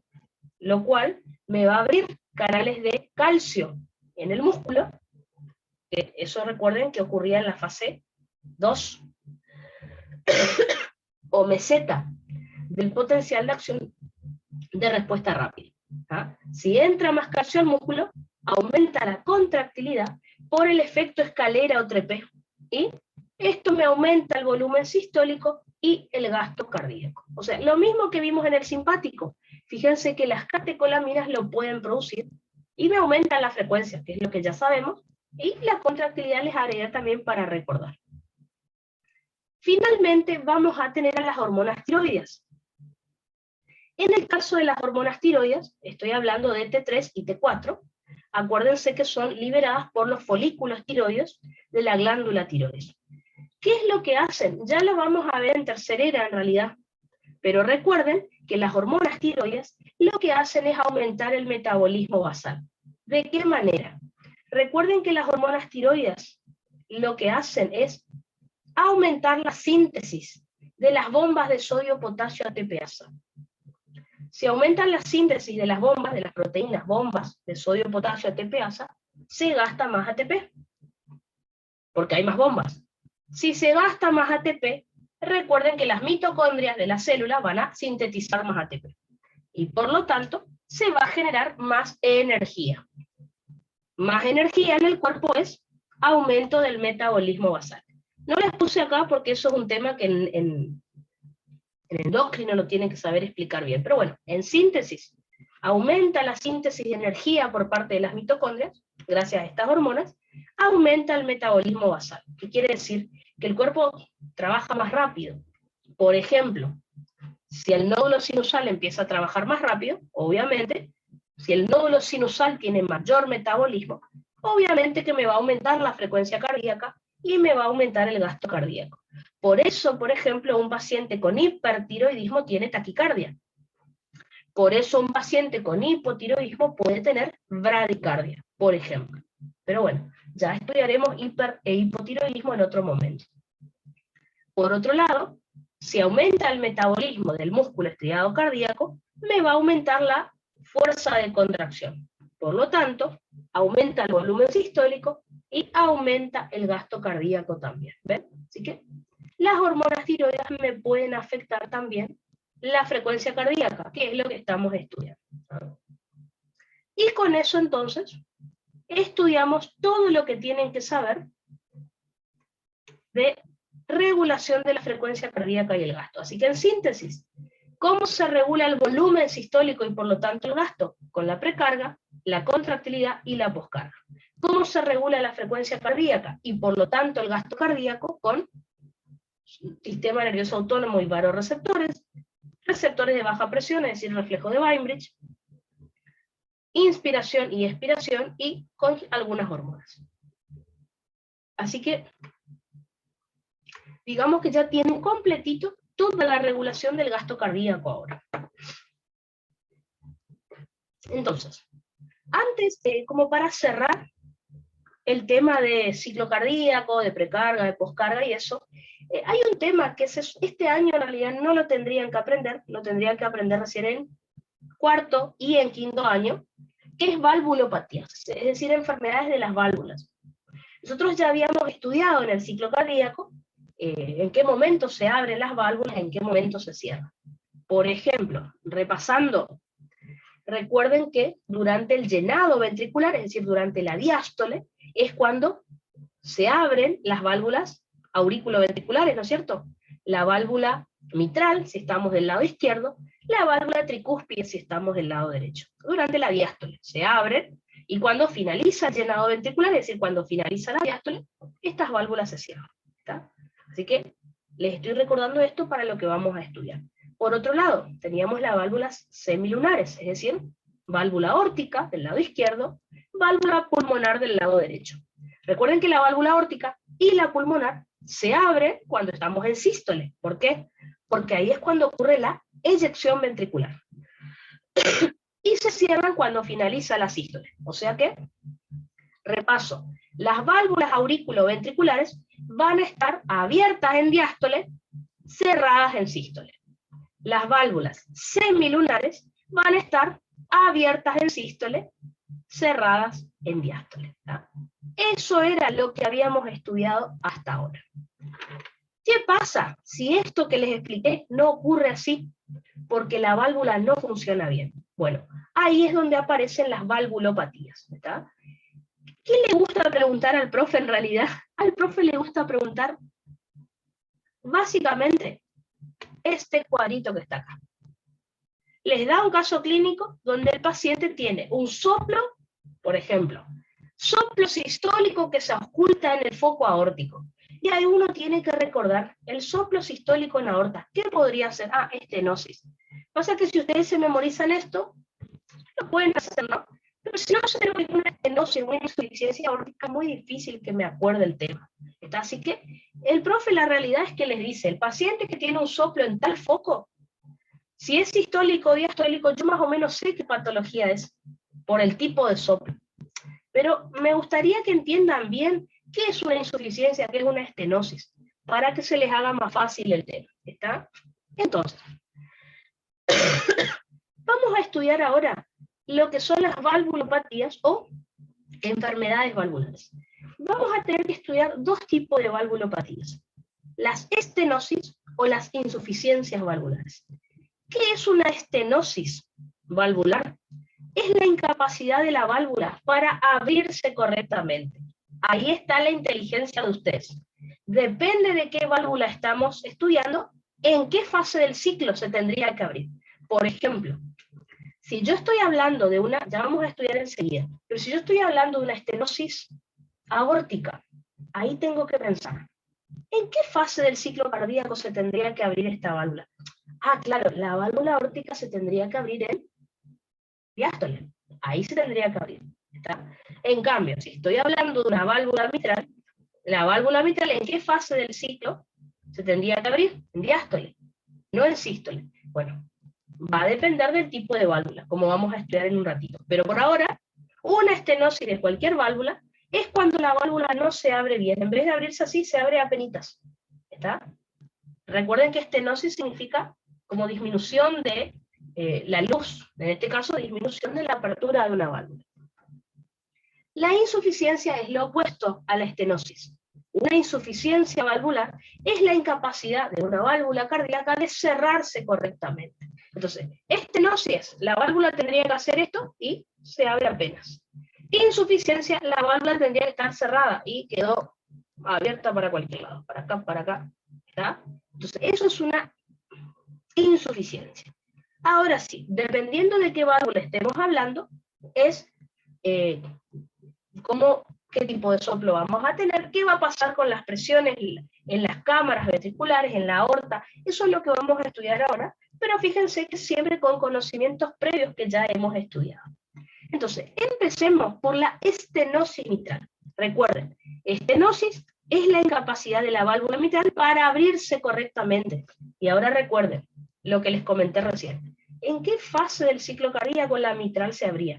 Ah, claro, para empezar el llenado. Así que, diástole. Entonces, ¿qué es la estenosis mitral? Es la incapacidad de la válvula mitral para abrirse correctamente, como les dije recién, durante la diástole. O sea, se tendría que abrir durante el llenado ventricular. Bueno, no se está abriendo bien por algún motivo, está apenas abierta. Entonces, piensen en esto. La válvula mitral me separa aurícula izquierda de ventrículo izquierdo. Piensen. ¿Qué pasa? Por lógica. ¿Qué pasa si la válvula, en vez de hacer esto para que la sangre vaya a ventrículo sin problema, la válvula apenas se abre? Piensen que le va a costar a la aurícula enviarle sangre al ventrículo, ¿sí? La válvula no se abre bien. Entonces, ¿qué va a pasar? A ventrículo le va a llegar menos sangre y por lo tanto va a eyectar menos sangre. ¿Qué le va a pasar a la aurícula izquierda si no puede enviar una buena cantidad de sangre a ventrículo? Se va a empezar a acumular sangre en la aurícula y ¿qué va a pasar? Se va a empezar a dilatar. Entonces, fíjense cómo ustedes acordándose que pasaba normalmente en el ciclo, cómo se va a alterar acá en una valvulopatía. Entonces, fíjense esto. Entonces, ¿cuál es el problema que vamos a tener? Si en vez de, es como que yo diga, bueno, yo tengo que abrir bien la puerta para salir de acá de mi habitación. ¿Qué pasa si yo abro apenas? Y me va a costar pasar al otro lado. Entonces, piensen en esto. Si la válvula mitral apenas está abierta durante el llenado ventricular, le va a llegar menos sangre al ventrículo, o sea, disminuye el llenado ventricular, es decir, disminuye el volumen de fin de diástole y por lo tanto la presión de fin de diástole. Acuérdense que cuando el ventrículo se llena, aumenta su presión también. Si se llena poco el ventrículo, tiene menos presión su cámara, es decir, disminuye la precarga. Por lo tanto, disminuye la fuerza de contracción, disminuye el volumen sistólico, disminuye el gasto cardíaco y disminuye la presión arterial. Así que en la aorta vamos a tener baja presión arterial, porque como el ventrículo le llegó poca sangre, él eyectó poca sangre y tengo poca sangre en la aorta en este momento. Así que presión baja es lo que puede llegar a tener el paciente en una estenosis mitral. Cuanto más grave, más va a empeorar la situación en ventrículo y en aorta. Ahora, toda la sangre que yo no pude enviar a ventrículo porque la válvula mitral no se abrió bien, me va a quedar acumulada en la aurícula izquierda, lo cual va a hacer que empiece a aumentar demasiado la presión de la aurícula izquierda y que la aurícula se empiece a dilatar. ¿Se acuerdan qué significaba hipertrofia o dilatación auricular? Que el espesor de la pared de la aurícula empezaba a disminuir y la cámara auricular quedaba re gigante. ¿Está? Ese es el problema. Ahora, pensémoslo de esta manera. La sangre no pudo ir hacia adelante, hacia ventrículo. ¿Por qué? La válvula mitral apenas estaba abierta. Si la sangre no puede ir hacia adelante, ¿hacia dónde va a ir? Empieza a ir hacia atrás. Pensemos, ¿qué tenemos atrás de la aurícula izquierda? O sea, ¿qué vaso sanguíneo está desembocando en la aurícula izquierda? Recuerden que la sangre de los pulmones tendría que desembocar en la aurícula izquierda. ¿Cuál es el problema? La aurícula izquierda aumenta tanto su presión, porque está llena de sangre, que esa presión supera a la de las venas pulmonares. Entonces, en vez de ir la sangre desde vena pulmonar hacia aurícula izquierda, empieza a ir hacia, al revés. ¿Está? Hola. Hello, hello. ¿Sí? ¿Me escuchan? Hola, hola, hola. Entonces, recuerden, como la válvula mitral no se abrió bien, llega poca sangre al ventrículo, ¿no es cierto? Eso ya habíamos visto entonces que el ventrículo se llena poco y eyecta poca sangre hacia aorta. Ahora, toda la sangre que no pudo ir a ventrículo se acumula en aurícula. ¿Qué pasa? La aurícula se empieza a llenar de sangre, se dilata. Entonces tengo dilatación auricular, pero no tengo hasta ahora problemas en ventrículo, excepto que no se llena bien. Piensen en esto. Si la aurícula se empieza a llenar de sangre, empieza a aumentar mucho su presión. Bueno, normalmente, ¿qué es lo que tendría que ocurrir? Normalmente, la sangre desde los pulmones, por la vena pulmonar, tendría que desembocar en la aurícula izquierda. ¿Ah? Así como el retorno venoso en la aurícula derecha viene por venas cavas, recuerden que el retorno venoso en la aurícula izquierda viene de vena pulmonar. ¿Qué pasó? Para que la sangre desemboque de vena pulmonar a aurícula izquierda, obviamente tiene que haber mayor presión en vena pulmonar. ¿Qué pasó en esta enfermedad? Aumenta tanto la presión en la aurícula izquierda que le gana a la presión de vena pulmonar. Entonces la sangre, en vez de ir de vena pulmonar hacia aurícula izquierda, empieza a ir al revés. Empieza a haber reflujo o rémora sanguínea, que es cuando la sangre va hacia atrás. Entonces, fíjense, aumenta tanto la presión en la aurícula izquierda, que la presión de la aurícula izquierda supera la de las venas pulmonares, y empieza a aumentar la sangre, en vez de hacer flujo, hace reflujo, empieza a ir hacia atrás, va hacia los pulmones. Aumenta la presión de forma retrógrada, la sangre va al revés, porque ustedes recuerden lo que yo les dije, la sangre siempre se mueve por gradiente. Pasa que ahora está mal el gradiente, pero bueno, la sangre se mueve por gradiente. Empieza a ir hacia atrás. Empieza a aumentar la presión en la vena pulmonar, seguimos hacia atrás. Aumenta la presión en los capilares pulmonares. ¿Y qué pasa cuando aumenta mucho la cantidad de sangre o de plasma en los capilares pulmonares? Empieza a salir hacia el intersticio y me provoca edema pulmonar. Así que el paciente va a tener edema pulmonar porque como la sangre no puede ir hacia adelante, o sea, de aurícula izquierda a ventrículo izquierdo, porque la válvula no se abrió bien, empieza a ir hacia atrás. Y hacia atrás tengo pulmones, vena pulmonar, capilar pulmonar. El paciente va a tener edema pulmonar. ¿Está? Es una cuestión de gradiente, como les dije. El gradiente está mal, re mal, pero bueno, es lo que pasa. ¿Está? Por otro lado, la sangre, al pasar por esta válvula apenas abierta, hace como una turbulencia, un torbellino, ¿tá? Y esto genera un ruido. Esta turbulencia se escucha como un soplo. ¿Tá? Recuerden, esto es lo más importante. ¿En qué momento está ocurriendo la estenosis? En diástole. Por lo tanto, el soplo va a ser diastólico. Entonces, el soplo, si yo escucho un soplo en el foco mitral en diástole, inmediatamente tengo que asociar que es estenosis. ¿Por qué? Porque enseguida les voy a mostrar la insuficiencia mitral. Y la insuficiencia mitral, el problema está en la sístole, no en la diástole. Entonces, si yo oculto en el foco mitral un soplo diastólico, inmediatamente asocio que es estenosis. ¿Por qué? Porque el problema está ocurriendo durante la diástole, durante el llenado ventricular. ¿Tá? Así que fíjense, soplo diastólico, ¿qué significa? Que está en el gran silencio, entre el R2, entre el segundo ruido y el primer ruido del ciclo siguiente. Este soplo es un soplo mesodiastólico de llenado. Que si no quieren memorizarse esto, digan que es diastólico y ya está. Soplo diastólico y listo. Pero si lo llegan a leer por ahí, meso significa que está a la mitad de la diástole. ¿Se acuerdan? Que dijimos que existía el término proto, que significaba al inicio, meso a la mitad y tele al final. Este es mesodiastólico. Aparece a la mitad de la diástole, ven acá, y es de llenado. ¿Tá? Y tiene esta forma. Primero desciende la intensidad del soplo y luego asciende.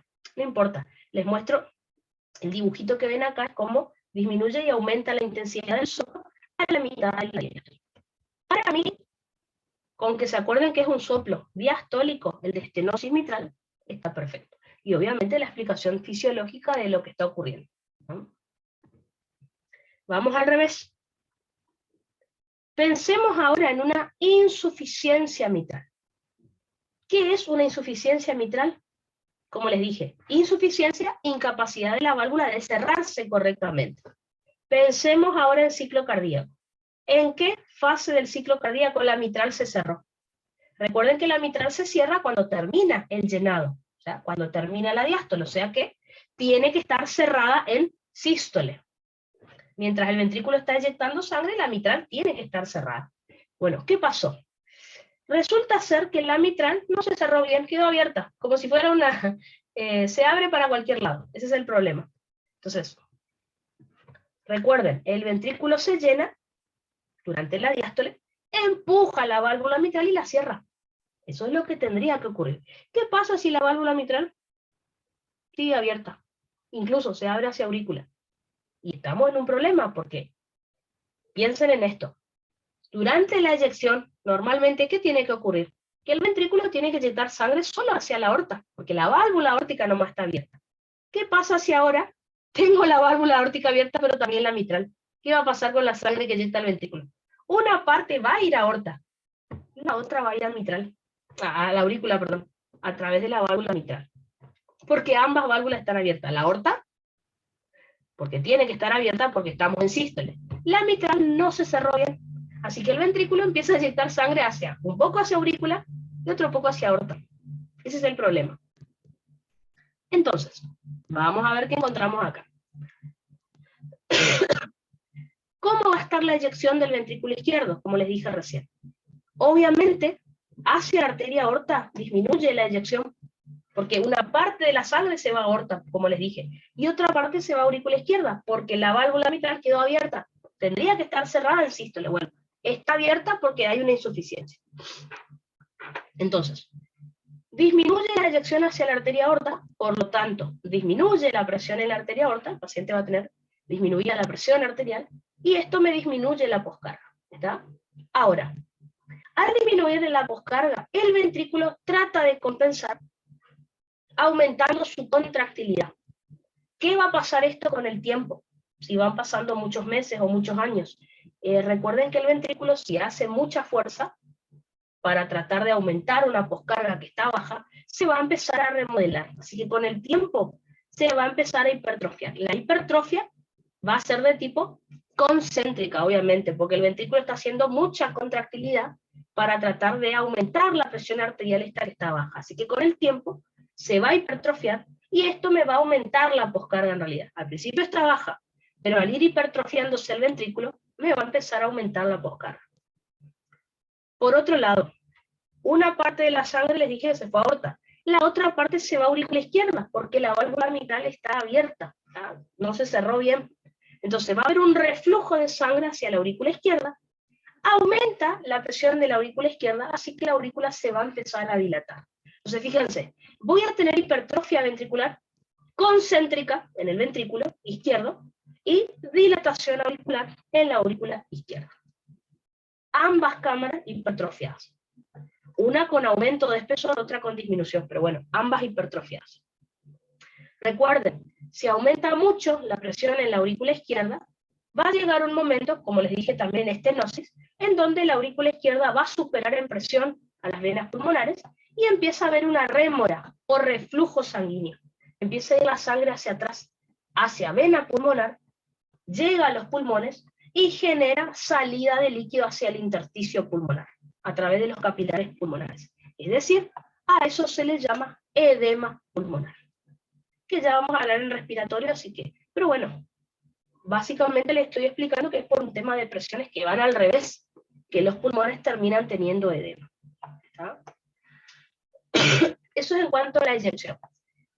¿Qué va a pasar en cuanto al llenado ventricular? El llenado ventricular va a estar aumentado, porque si bien no puede inyectar bien la sangre, se llena mucho, ¿está? Porque la aurícula tiene mucha sangre, así que al aumentar el llenado ventricular, está aumentado el volumen de fin de diástole y la presión de fin de diástole, o sea, tiene la precarga aumentada al ventrículo. El problema es que está inyectando sangre un poco hacia aorta y un poco hacia aurícula. Ese es el principal problema, ¿tá?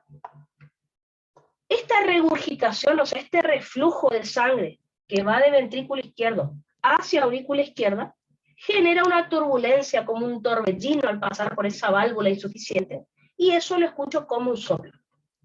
El soplo, recuerden que se escucha durante la sístole, porque la insuficiencia mitral está ocurriendo durante la sístole de mi ciclo cardíaco. Así que, por lo tanto, si el paciente tiene una insuficiencia mitral, va a tener un soplo sistólico. ¿Ven? Se encuentra en el pequeño silencio entre R1 y R2. El soplo es holosistólico. Holo significa todo. Fíjense cómo es un soplo en barra, se dice. Tiene la misma intensidad y me ocupa toda la sístole. ¿Está? Con la experiencia, con los años, y de tanto escuchar corazones con soplos, cuando escuchen un soplo van a identificar qué forma tiene. Ya les va a pasar cuando estén en quinto, hay un doctor que les pide que escuchen el soplo y que dibujen qué es lo que escuchan. Bueno, lo que se escucha es que durante toda la sístole el soplo tiene la misma intensidad. No hace misma intensidad, el mismo sonido, y me ocupa toda la sístole. ¿Está? Por ahora, si no se acuerdan que es holo, sistólico, regurgitativo, no importa. Entonces, si yo escucho en el foco mitral un soplo diastólico, sé que es estenosis mitral. Si yo escucho en el foco mitral un soplo sistólico, sé que es insuficiencia mitral. Eso es lo que les tiene que quedar grabado, y obviamente para el oral saber qué es una insuficiencia, una estenosis, qué está pasando en las cámaras, eso sí, ¿está? Así que fíjense que en este cuadrito yo les resumí eso justamente. ¿Ven? Acá. Lo mismo va a pasar para la tricúspide. El profe en su apunte les explica estenosis mitral, insuficiencia mitral, pero del otro lado del corazón, en la válvula tricúspide, puede pasar lo mismo. Entonces, si la mitral o la tricúspide tienen estenosis, el soplo es diastólico. ¿Ah? Porque la estenosis es la incapacidad de la válvula de abrirse correctamente, cualquiera de estas dos, durante la diástole. Lado derecho o lado izquierdo del corazón. Si la válvula mitral o la tricúspide tienen una insuficiencia, el soplo va a ser sistólico. ¿Por qué? Porque la insuficiencia mitral o tricúspide es la incapacidad de estas válvulas de cerrarse correctamente durante la sístole. Entonces, y acuérdense obviamente los focos de auscultación. Recuerden que el foco mitral está ubicado en el cuarto, quinto espacio intercostal izquierdo, línea medio clavicular. Recuerden que el foco tricúspidio está ubicado en el cuarto, quinto espacio intercostal izquierdo, región cifoidea y parasifoidea. Si se fijan en Choice que ha preguntado el profe, decía, un casito clínico de un paciente que tenía un soplo que se auscultaba, un soplo sistólico que se ausculta en tal foco. Inmediatamente usted dice, ah, bueno, si se ausculta en tal foco, por ejemplo, si el profe me dice, se ausculta un soplo en el foco mitral. Tengo dos opciones. Si me dice que es sistólico, le digo que es insuficiencia. Si me dice que es diastólico, es estenosis. No hay más opciones. Ahora, si el foco se ausculta en el foco, si el soplo se ausculta en el foco aórtico o pulmonar, bueno, eso ya es otra cosa, es al revés, ¿verdad? Pero bueno, ya lo vamos a ver acá. Así que este cuadrito es como, está bastante bueno, pero estudien la patología porque les puede tocar explicar, ¿no es cierto? Ahora, otra valvulopatía que aparece en el apunte del profe son las enfermedades de la aorta, ¿está? O sea, representando a las válvulas semilunares. Recuerden, lo mismo que estoy explicando de aorta le puede pasar a la arteria pulmonar, pero siempre las valvulopatías de las cámaras izquierdas son más comunes, las de las cámaras derechas son más raras, ¿está? Pero bueno, puede pasar. Entonces, hablemos de la estenosis aórtica. Recordemos, ¿qué era estenosis? La válvula no se abre bien. Pensemos ahora que estamos hablando de válvula aórtica, y ahí razonamos. Bueno, ¿cuándo tenía que abrirse la válvula aórtica? Ah, claro, durante la sístole, era la que se abría la válvula aórtica para que el ventrículo envíe sangre hacia la arteria aorta. Entonces, relacionando esas dos cosas, ¿qué es una estenosis aórtica? Incapacidad de la válvula aórtica de abrirse correctamente durante la sístole. Les digo, por eso no quiero que se confundan. Estenosis mitral era cuando la válvula mitral no se abría correctamente durante la diástole, porque ahí tenía que estar abierta. Estenosis aórtica, incapacidad de la válvula aórtica de abrirse correctamente durante la sístole, porque en la sístole era en la sístole cuando se abría para que el ventrículo izquierdo pueda eyectar sangre a la arteria aorta. Entonces, ¿cuál va a ser el problema? El ventrículo se contrae y el ventrículo se contrae para enviar sangre a la aorta. ¿Qué pasa? La sangre, en vez de pasar por un orificio así, tiene que pasar por un orificio así. ¿Ven el problema? Obviamente, si la sangre tiene que pasar por un orificio así en vez de uno así, le va a costar pasar hacia la aorta. Le va a costar mucho. Entonces, la aorta, piensen que poca sangre va a poder pasar por acá en vez de por acá. Entonces, poca sangre en la aorta, presión baja. Toda esa sangre que no puede inyectar a aorta, ¿dónde queda? El ventrículo. ¿Y qué le va a pasar al ventrículo? Se va a empezar a acumular sangre y se va a hipertrofiar. Eso es lo que vamos a ver acá. Entonces, fíjense. Disminuye la eyección ventricular, lógicamente, porque tengo un orificio así de chiquitito y la sangre no puede pasar hacia la aorta. Así que disminuye la llegada de sangre hacia la aorta, por lo tanto, disminuye la presión arterial sistólica, principalmente. Vamos a ver en la insuficiencia aórtica que el problema está en la diastólica, porque el problema es en diástole. Acá disminuye la paz. Recuerden que si disminuye la presión arterial diastólica, esto me disminuye la presión diferencial o la presión de pulso. Es algo que al profe le gusta preguntar. Acuérdense que la presión diferencial o de pulso era una resta entre la sistólica y la diastólica. Lo hago fácil con mis manos. Sistólica, diastólica. Esta era la diferencia, ¿ven? Si baja la sistólica, ¿ven lo que quedó? La diferencia es menor. Si baja la diastólica, la diferencia es mayor. ¿Ah? Le estoy diciendo que baja la sistólica. Disminuye la diferencia entre las dos presiones. Disminuye la presión diferencial o de pulso. Por otro lado, presión arterial baja es poscarga baja. Así que al bajar la poscarga, el ventrículo trata de contraerse con más fuerza para tratar de aumentar esta presión que está baja. Entonces, el ventrículo, tratando de compensar la alteración, aumenta su contractilidad. Piensen que si esto pasa por meses o años, el ventrículo se va a empezar a remodelar. Tantos años haciendo fuerza, se va a empezar a hipertrofiar. Hipertrofia concéntrica es lo que va a tener. Empieza a aumentar el espesor de la pared del ventrículo porque tiene que hacer más fuerza. Como la presión está baja, el ventrículo dice, no, bueno, vamos a tratar de aumentarla porque tenemos que aumentar la presión. Así que el ventrículo, haciendo mucha fuerza durante mucho tiempo, se hipertrofia. Así que a la larga, la poscarga aumenta. ¿Está? A pesar de que la presión está baja, la poscarga está alta porque se alteró la geometría ventricular. Eso por un lado. Esto es lo que le está pasando a la aorta, ¿no es cierto? El ventrículo, sin embargo, se va a empezar a llenar, ¿no es cierto? Porque toda la sangre que no pudo enviar a la aorta se va a quedar acumulada en el ventrículo. Por lo tanto, el ventrículo va a tener aumentado el volumen de fin de diástole y su presión de fin de diástole. O sea, va a tener la precarga aumentada. Otra cosita. Durante la eyección, la sangre, al querer pasar por un orificio tan pequeño, genera como una turbulencia, un torbellino. Por lo tanto, se va a escuchar un soplo también. ¿Qué tipo de soplo vamos a tener? Recuerden que es sistólico, es decir, se encuentra en el pequeño silencio entre R1 y R2. El soplo se llama mesosistólico eyectivo.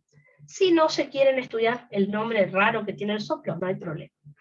Quiero que se acuerden que si yo oculto un soplo sistólico en el foco aórtico, es de estenosis aórtica. Eso es lo que quiero. El soplo se llama mesosistólico. ¿Qué significa meso? Por si lo leen por ahí. Meso, a la mitad de la sístole. Y eyectivo porque ocurre durante la eyección ventricular, durante la sístole. El soplo, fíjense que tiene forma romboidal. ¿Qué significa esto? Que al principio aumenta la intensidad del soplo y después disminuye.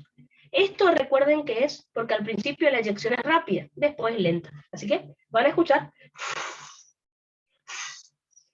O sea, como que primero escuchan fuerte y baja la intensidad. Más fuerte y más bajito en la sístole, obviamente. ¿Está? Si no se acuerdan, digan soplo sistólico, listo. Soplo sistólico en el foco aórtico es estenosis aórtica.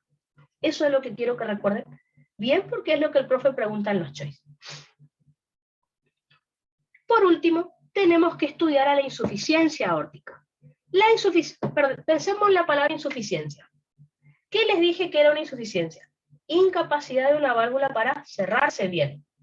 Y ahora digo que es aórtica. Y pienso, ¿en qué parte del ciclo cardíaco la válvula aórtica tendría que estar cerrada? En diástole, porque ya terminó la eyección. Entonces, juntemos esas dos informaciones.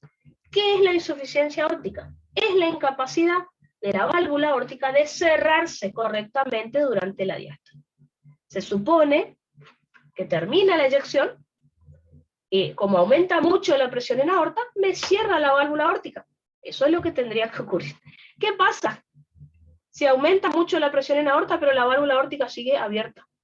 Imagínense la sangre de la aorta con presión muy alta y la válvula aórtica abierta. La sangre una parte va a ir a los tejidos desde la aorta, la otra va a volver al ventrículo. Entonces el ventrículo le inyecta sangre a la aorta devuelve sangre al ventrículo. Ese es el problema que vamos a tener si no se cierra bien la válvula aórtica. Así que por lo tanto, miren lo que va a pasar. Como les dije, en la sístole, el ventrículo le inyecta sangre hacia la aorta. Se supone que ahí luego se cierra la válvula aórtica. Bueno, ¿qué pasa si no se cierra? Si la válvula aórtica queda abierta, la aorta le va a volver a enviar sangre al ventrículo. A esto le vamos a llamar rémora, que la sangre va hacia atrás. Reflujo, desde la arteria aorta hacia el ventrículo izquierdo. Por lo tanto, va a disminuir la presión arterial en la aorta. ¿En qué fase estamos? En diástole. Así que la que va a disminuir ahora es la PAD, no la PAS. Disminuye la presión arterial diastólica. Entonces, en la estenosis aórtica, esta es la sistólica, esta es la diastólica. En la estenosis aórtica disminuyó la sistólica. Así que como pueden ver, disminuyó la diferencia entre ambas presiones. Disminuye la presión diferencial o de pulso. Ahora la que disminuye es esta. Disminuye la diastólica en la insuficiencia aórtica. O sea, me aumenta la diferencia entre ambas presiones, es decir, me aumenta la presión diferencial o presión de pulso. Así que en la estenosis aórtica, al aumentar la paz, disminuye la presión diastólica, al aumentar la paz, disminuye la presión diferencial. Acá, al disminuir la paz, aumenta la presión diferencial. ¿Tá? Eso por ahí le gusta preguntar al profe, ¿ven? Acá disminuye la paz, disminuye la PD. Acá disminuye la paz, aumenta la PD. ¿Qué pasa? Como la aorta desvió sangre al ventrículo, aumenta el llenado ventricular, o sea, aumenta el volumen y la presión de fin de diástole, y me aumenta la precarga. Si aumenta la precarga, aumenta la fuerza de contracción por el mecanismo de Frank-Starling, eso me aumenta el volumen sistólico, aumenta el gasto cardíaco y aumenta la presión arterial. Así que es como que el ventrículo trata de aumentar la presión arterial que está baja, por lo tanto la poscarga está alta. ¿Está? ¿Qué va a pasar acá con el ventrículo? Se va a empezar a dilatar, o sea, va a empezar a tener una hipertrofia más excéntrica que concéntrica. Así que en la estenosis aórtica es más concéntrica, en la insuficiencia aórtica es más excéntrica, la hipertrofia. Por eso acá puse dilatación ventricular. Fíjense que las aurículas acá no tienen problemas, porque problemas entre ventrículo y aorta. En las problemas mitrales, ahí sí, problema en aurícula y ventrículo teníamos. Acá tenemos problema en ventrículo y en aorta. Obviamente, esa sangre que hace reflujo desde aorta hacia ventrículo genera como un remolino, un torbellino que se va a escuchar con el estetoscopio. O sea, vamos a escuchar un soplo, obviamente en diástole. El soplo se llama mesodiastólico, regurgitativo. Regurgitativo porque hay reflujo o rémora. ¿Tá? Meso significa la mitad, diastólico, que está en diástole, o sea, entre el segundo ruido y el primer ruido del ciclo siguiente, o sea, en el gran silencio, es donde lo vamos a encontrar.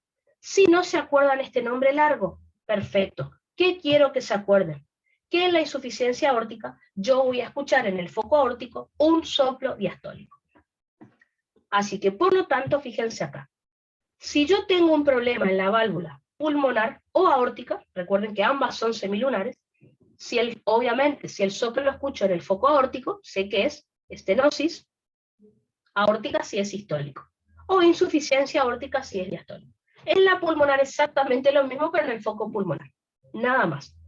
Igual no se preocupen, el profe pregunta problemas de aorta o problemas de mitral, que es lo que él dio en su apunte, digamos. ¿Está? Así que, tienen un caso clínico donde el paciente tiene un soplo en el foco aórtico, que es sistólico. Soplo en el foco aórtico. Si es sistólico es estenosis, si es diastólico insuficiencia. Oculto un soplo en el foco mitral. Si es diastólico es estenosis, si es sistólico es insuficiencia. De memoria, a mí no me gustan las cosas de memoria, pero si se quiere, esto les permite contestar preguntas, este cuadrito. Obviamente en un oral yo no puedo con este cuadrito ir a hablarle al profe, tengo que explicarle todo lo que yo les enseñé. La idea es que entiendan las valvulopatías, así este cuadrito no se les hace tan difícil, ¿tá? Que esa sería la idea. Pero bueno, si estamos apurados, este cuadro salva vidas, ¿tá? Porque me va a permitir contestar muchas preguntas de examen. Recuerden, ¿dónde está el foco aórtico? Para repasar lo que ya les conté. Segundo espacio intercostal derecho, línea paraesternal. ¿Dónde está el foco pulmonar? A la misma altura, pero del lado izquierdo, es decir, segundo espacio intercostal izquierdo, línea paraesternal. ¿Está? Así que, con esto, terminamos. ¿Qué era eso? Con esto terminamos todo lo que tienen que saber de ciclo cardíaco, precarga, poscarga, todo lo que estuvimos estudiando. El próximo tema que nosotros tenemos que estudiar es electrocardiograma. Yo les podría hacer repasar esto que estuvimos charlando después de electro, pero después de electro capaz se olviden todo lo que hablamos ahora, entonces prefiero que ahora la mitad de cardio, estamos pasando la mitad igual, prefiero que repasemos situaciones que el profe les vaya a preguntar para relacionar todo, precarga, poscarga y contractilidad. Así que les preparé un PowerPoint que como siempre, después les voy a subir al Drive, para que repasemos cositas que el profe o les pregunta en los escritos o les pregunta en el oral. Así que, ¿qué hora es? Vamos a empezar entonces el Power para repasar algunas cuestiones. ¿Está?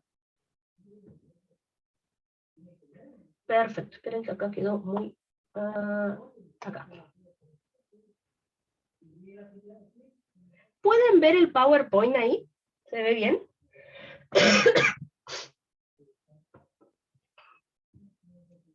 Perfecto, entonces. Vamos a hacer entonces algunos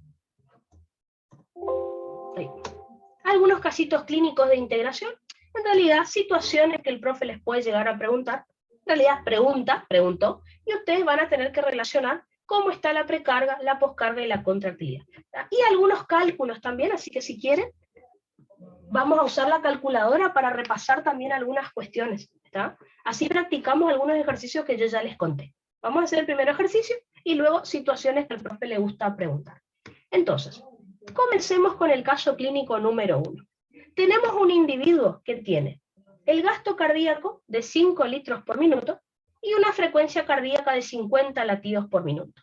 ¿Cuál será su volumen sistólico? Esa es la pregunta. Opción A, 0,1 mililitros. Opción B, 1 mililitro. Opción C, 100 mililitros. Opción D, 1000 mililitros. ¿Cómo responderían esa pregunta? ¿Qué les parece? Y por ahí van a pensar, y Hermino me enseñó esta fórmula. En realidad, si ustedes recuerdan, fíjense, el profe me dio gasto cardíaco y frecuencia cardíaca. Y en realidad, recuerden, yo les enseñé la fórmula de gasto cardíaco, ¿se acuerdan? Gasto cardíaco es igual a volumen sistólico por frecuencia cardíaca. ¿Qué pasa? Ya me dio el gasto y me dio la frecuencia. Yo tengo que averiguar el volumen sistólico. A ver, ¿qué me dicen? Perfecto, ahí justo me dice, gasto cardíaco es igual a volumen sistólico por frecuencia. ¿Cuál es el problema? Que yo ya tengo el gasto y ya tengo la frecuencia, me falta el volumen sistólico. Entonces, ¿qué hago? Esta fórmula no está en los libros, simplemente ustedes tienen que acordarse de despejar. Entonces, esta es la fórmula que ustedes saben. Entonces, lo que yo quiero saber ahora es esto, ¿no es cierto? Esto es lo que quiero saber. Volumen sistólico. Así que, por lo tanto, voy a despejar volumen sistólico. ¿De qué manera? La frecuencia cardíaca que acá está multiplicando, la paso al otro lado del signo igual dividiendo. Por lo tanto, al despejar, la fórmula que me va a quedar es esta. ¿Esta fórmula está en algún libro? No. Pero ustedes saben que cualquier fórmula, si la saben despejar, la pueden utilizar. Entonces, me quedo así. Volumen sistólico es igual a gasto cardíaco dividido frecuencia cardíaca. Segunda cuestión que tienen que prestar atención. ¿Qué hizo la mayoría de los chicos cuando yo les enseñé eso? Hizo 5 dividido 50. Y eso me da 0,1. Ahora les pregunto, por lógica, olvídense que el cálculo me dio 0,1. ¿Puede ser que un ventrículo eyecte 0,1 mililitros? Piensen, este mate tiene 70 mililitros, que es lo que tendría. 0,1 mililitro no es ni lo que hay, en una jeringa hay 1 mililitro. Tampoco puede ser, y no es lógico, ¿no? Entonces, quiero que recuerden algo. ¿En qué unidades me daba el gasto cardíaco cuando yo lo resolvía esta fórmula? En mililitros por minuto. Así que yo acá tengo que poner gasto cardíaco en mililitros por minuto. Si el profe me dio 5 litros por minuto, yo tengo que poner en mililitros por minuto, ¿ven? Entonces el error era que todos hacían 5 dividido 50 y me da 0,1. No. La fórmula, cuando yo se las enseñé, el resultado me da en mililitros por minuto. Así que en vez de 5 litros por minuto, pongo 5.000 mililitros por minuto dividido 50 de frecuencia cardíaca. Y ahí me da, obviamente, cancelo minuto con minuto, la unidad me queda expresada en mililitros. ¿Da? El resultado entonces es 100 mililitros. ¿Está? Entonces fíjense cómo el profe, no es difícil la pregunta, pero claro, uno dice, pero esta fórmula yo no aprendí. Había que despejar una que yo les enseñé para obtener lo que el profe quiere. Si el profe quiere averiguar frecuencia cardíaca, van a hacer gasto cardíaco dividido volumen sistólico, y también lo pueden calcular. Fíjense qué interesante. ¿Está?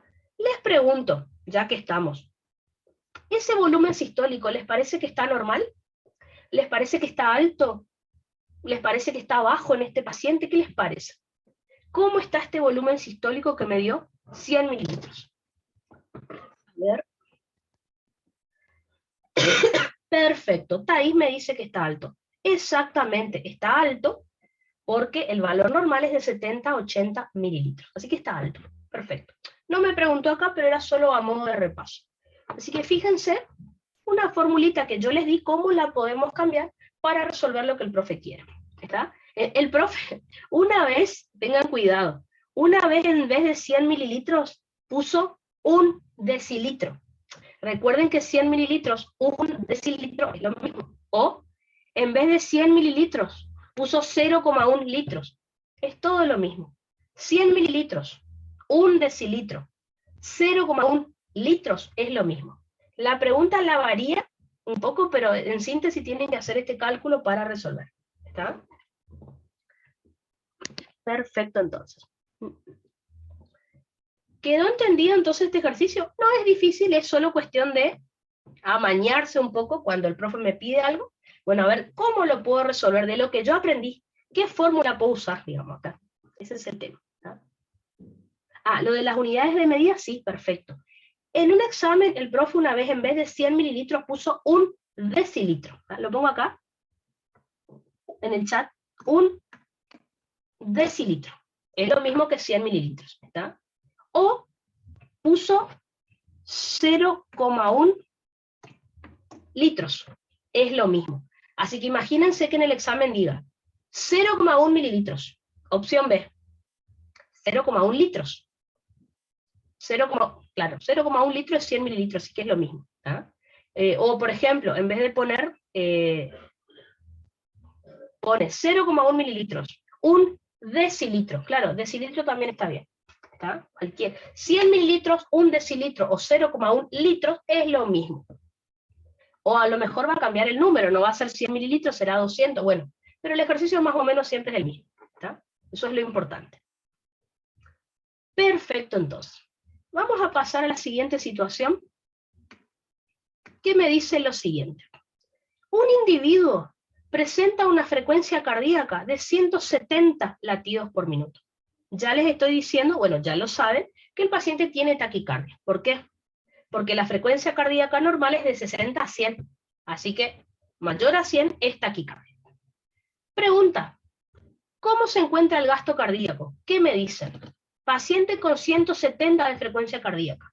¿Cómo va a estar el gasto cardíaco? ¿Qué les parece?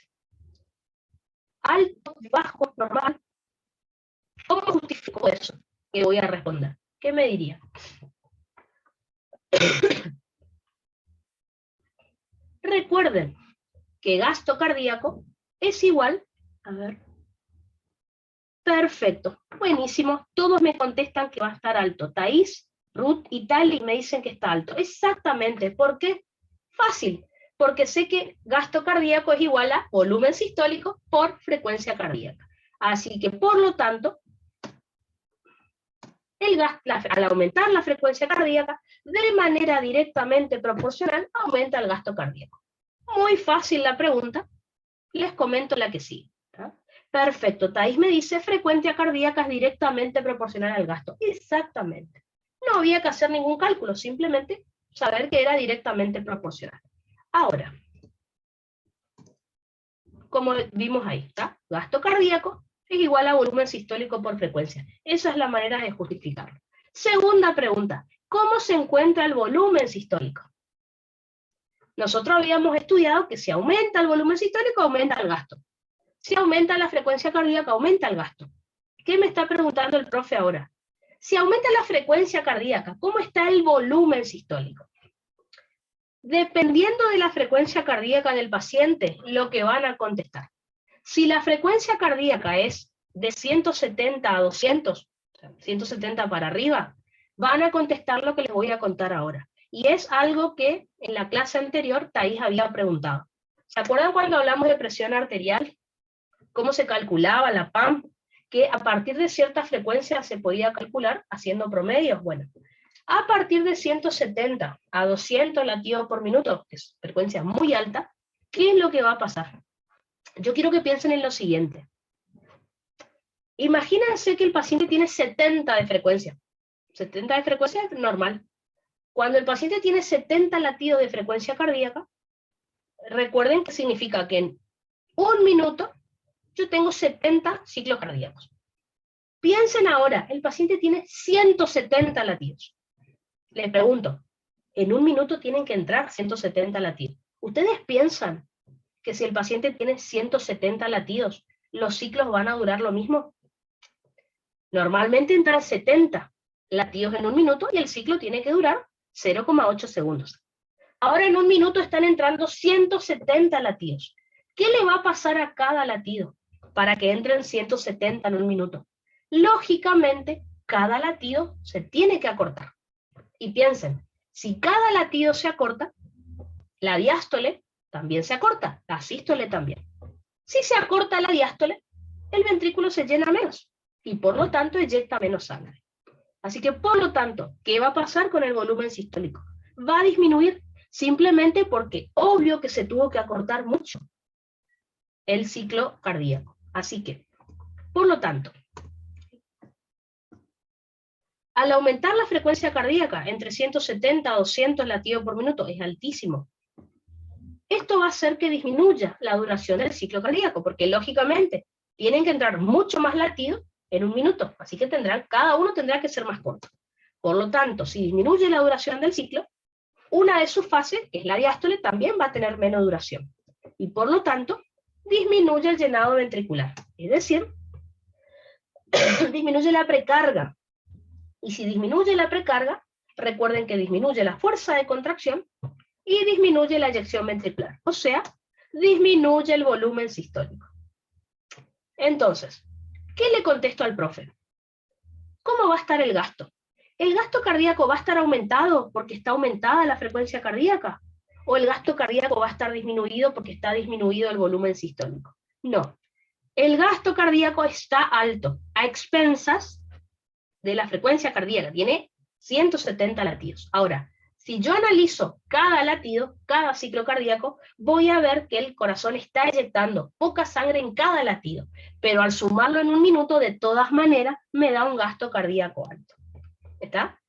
Ahora, esto relaciónenlo con lo que preguntó Thais en la clase anterior. ¿Cuándo el paciente...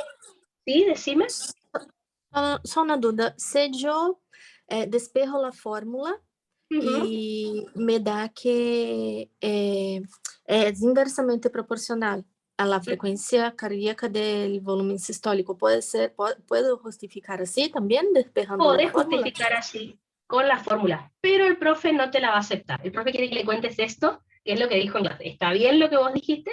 Perfecto, bueno. Con la fórmula. Pero el profe esto quiere. Porque bueno. él les contó en clase, ¿se acuerdan? Y justo lo que había dicho Thais era bueno eso, que si la diástole dura poco, la sístole también, y entonces esto quiere el profe. Está perfecto.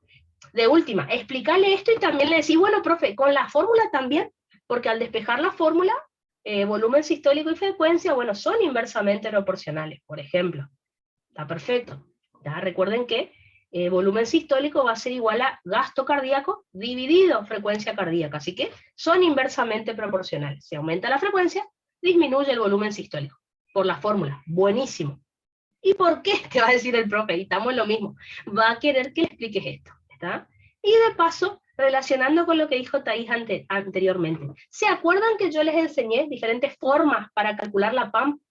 Yo les dije, no hagan promedio. Bueno, el profe dice que cuando el paciente tiene esta frecuencia tan alta, de 170 para arriba, ahí sí, como la diástole disminuyó su duración, es como que diástole y sístole duran casi lo mismo. Por lo tanto, ahí sí pueden calcular la PAM con el promedio. Ahí sí. Pero si el paciente tiene menor frecuencia que 170, por más de que sea taquicardia, por ejemplo, 120, no, ahí no calculen como promedio porque les va a salir mal. ¿Está? Relacionando con lo que ya hemos estudiado en otra clase. ¿Está? ¿Se entendió entonces por qué el volumen sistólico está bajo? Igual el gasto cardíaco está alto porque tenemos muchísimos latidos. Ahora, si yo analizo cada latido tiene menos eyección, porque dura poco ese latido. Pero al sumarlos en un minuto igual tengo mucho gasto cardíaco. ¿Está? Una frecuencia por encima de 200 va a hacer que el corazón empiece a fallar demasiado ya. Por encima de 200 se complica, porque ya el ventrículo no se va a llenar bien y puede empezar a tener fallas. Así que bueno, hasta acá, digamos que es el límite que puede tolerar el corazón. Perfecto, entonces. Vamos a hacer entonces una pequeña pausa, ¿tá? Un recreíto, ¿tá? Son 10:05. Así que a las 10:15 nos volvemos a juntar y continuamos repasando estas cuestiones.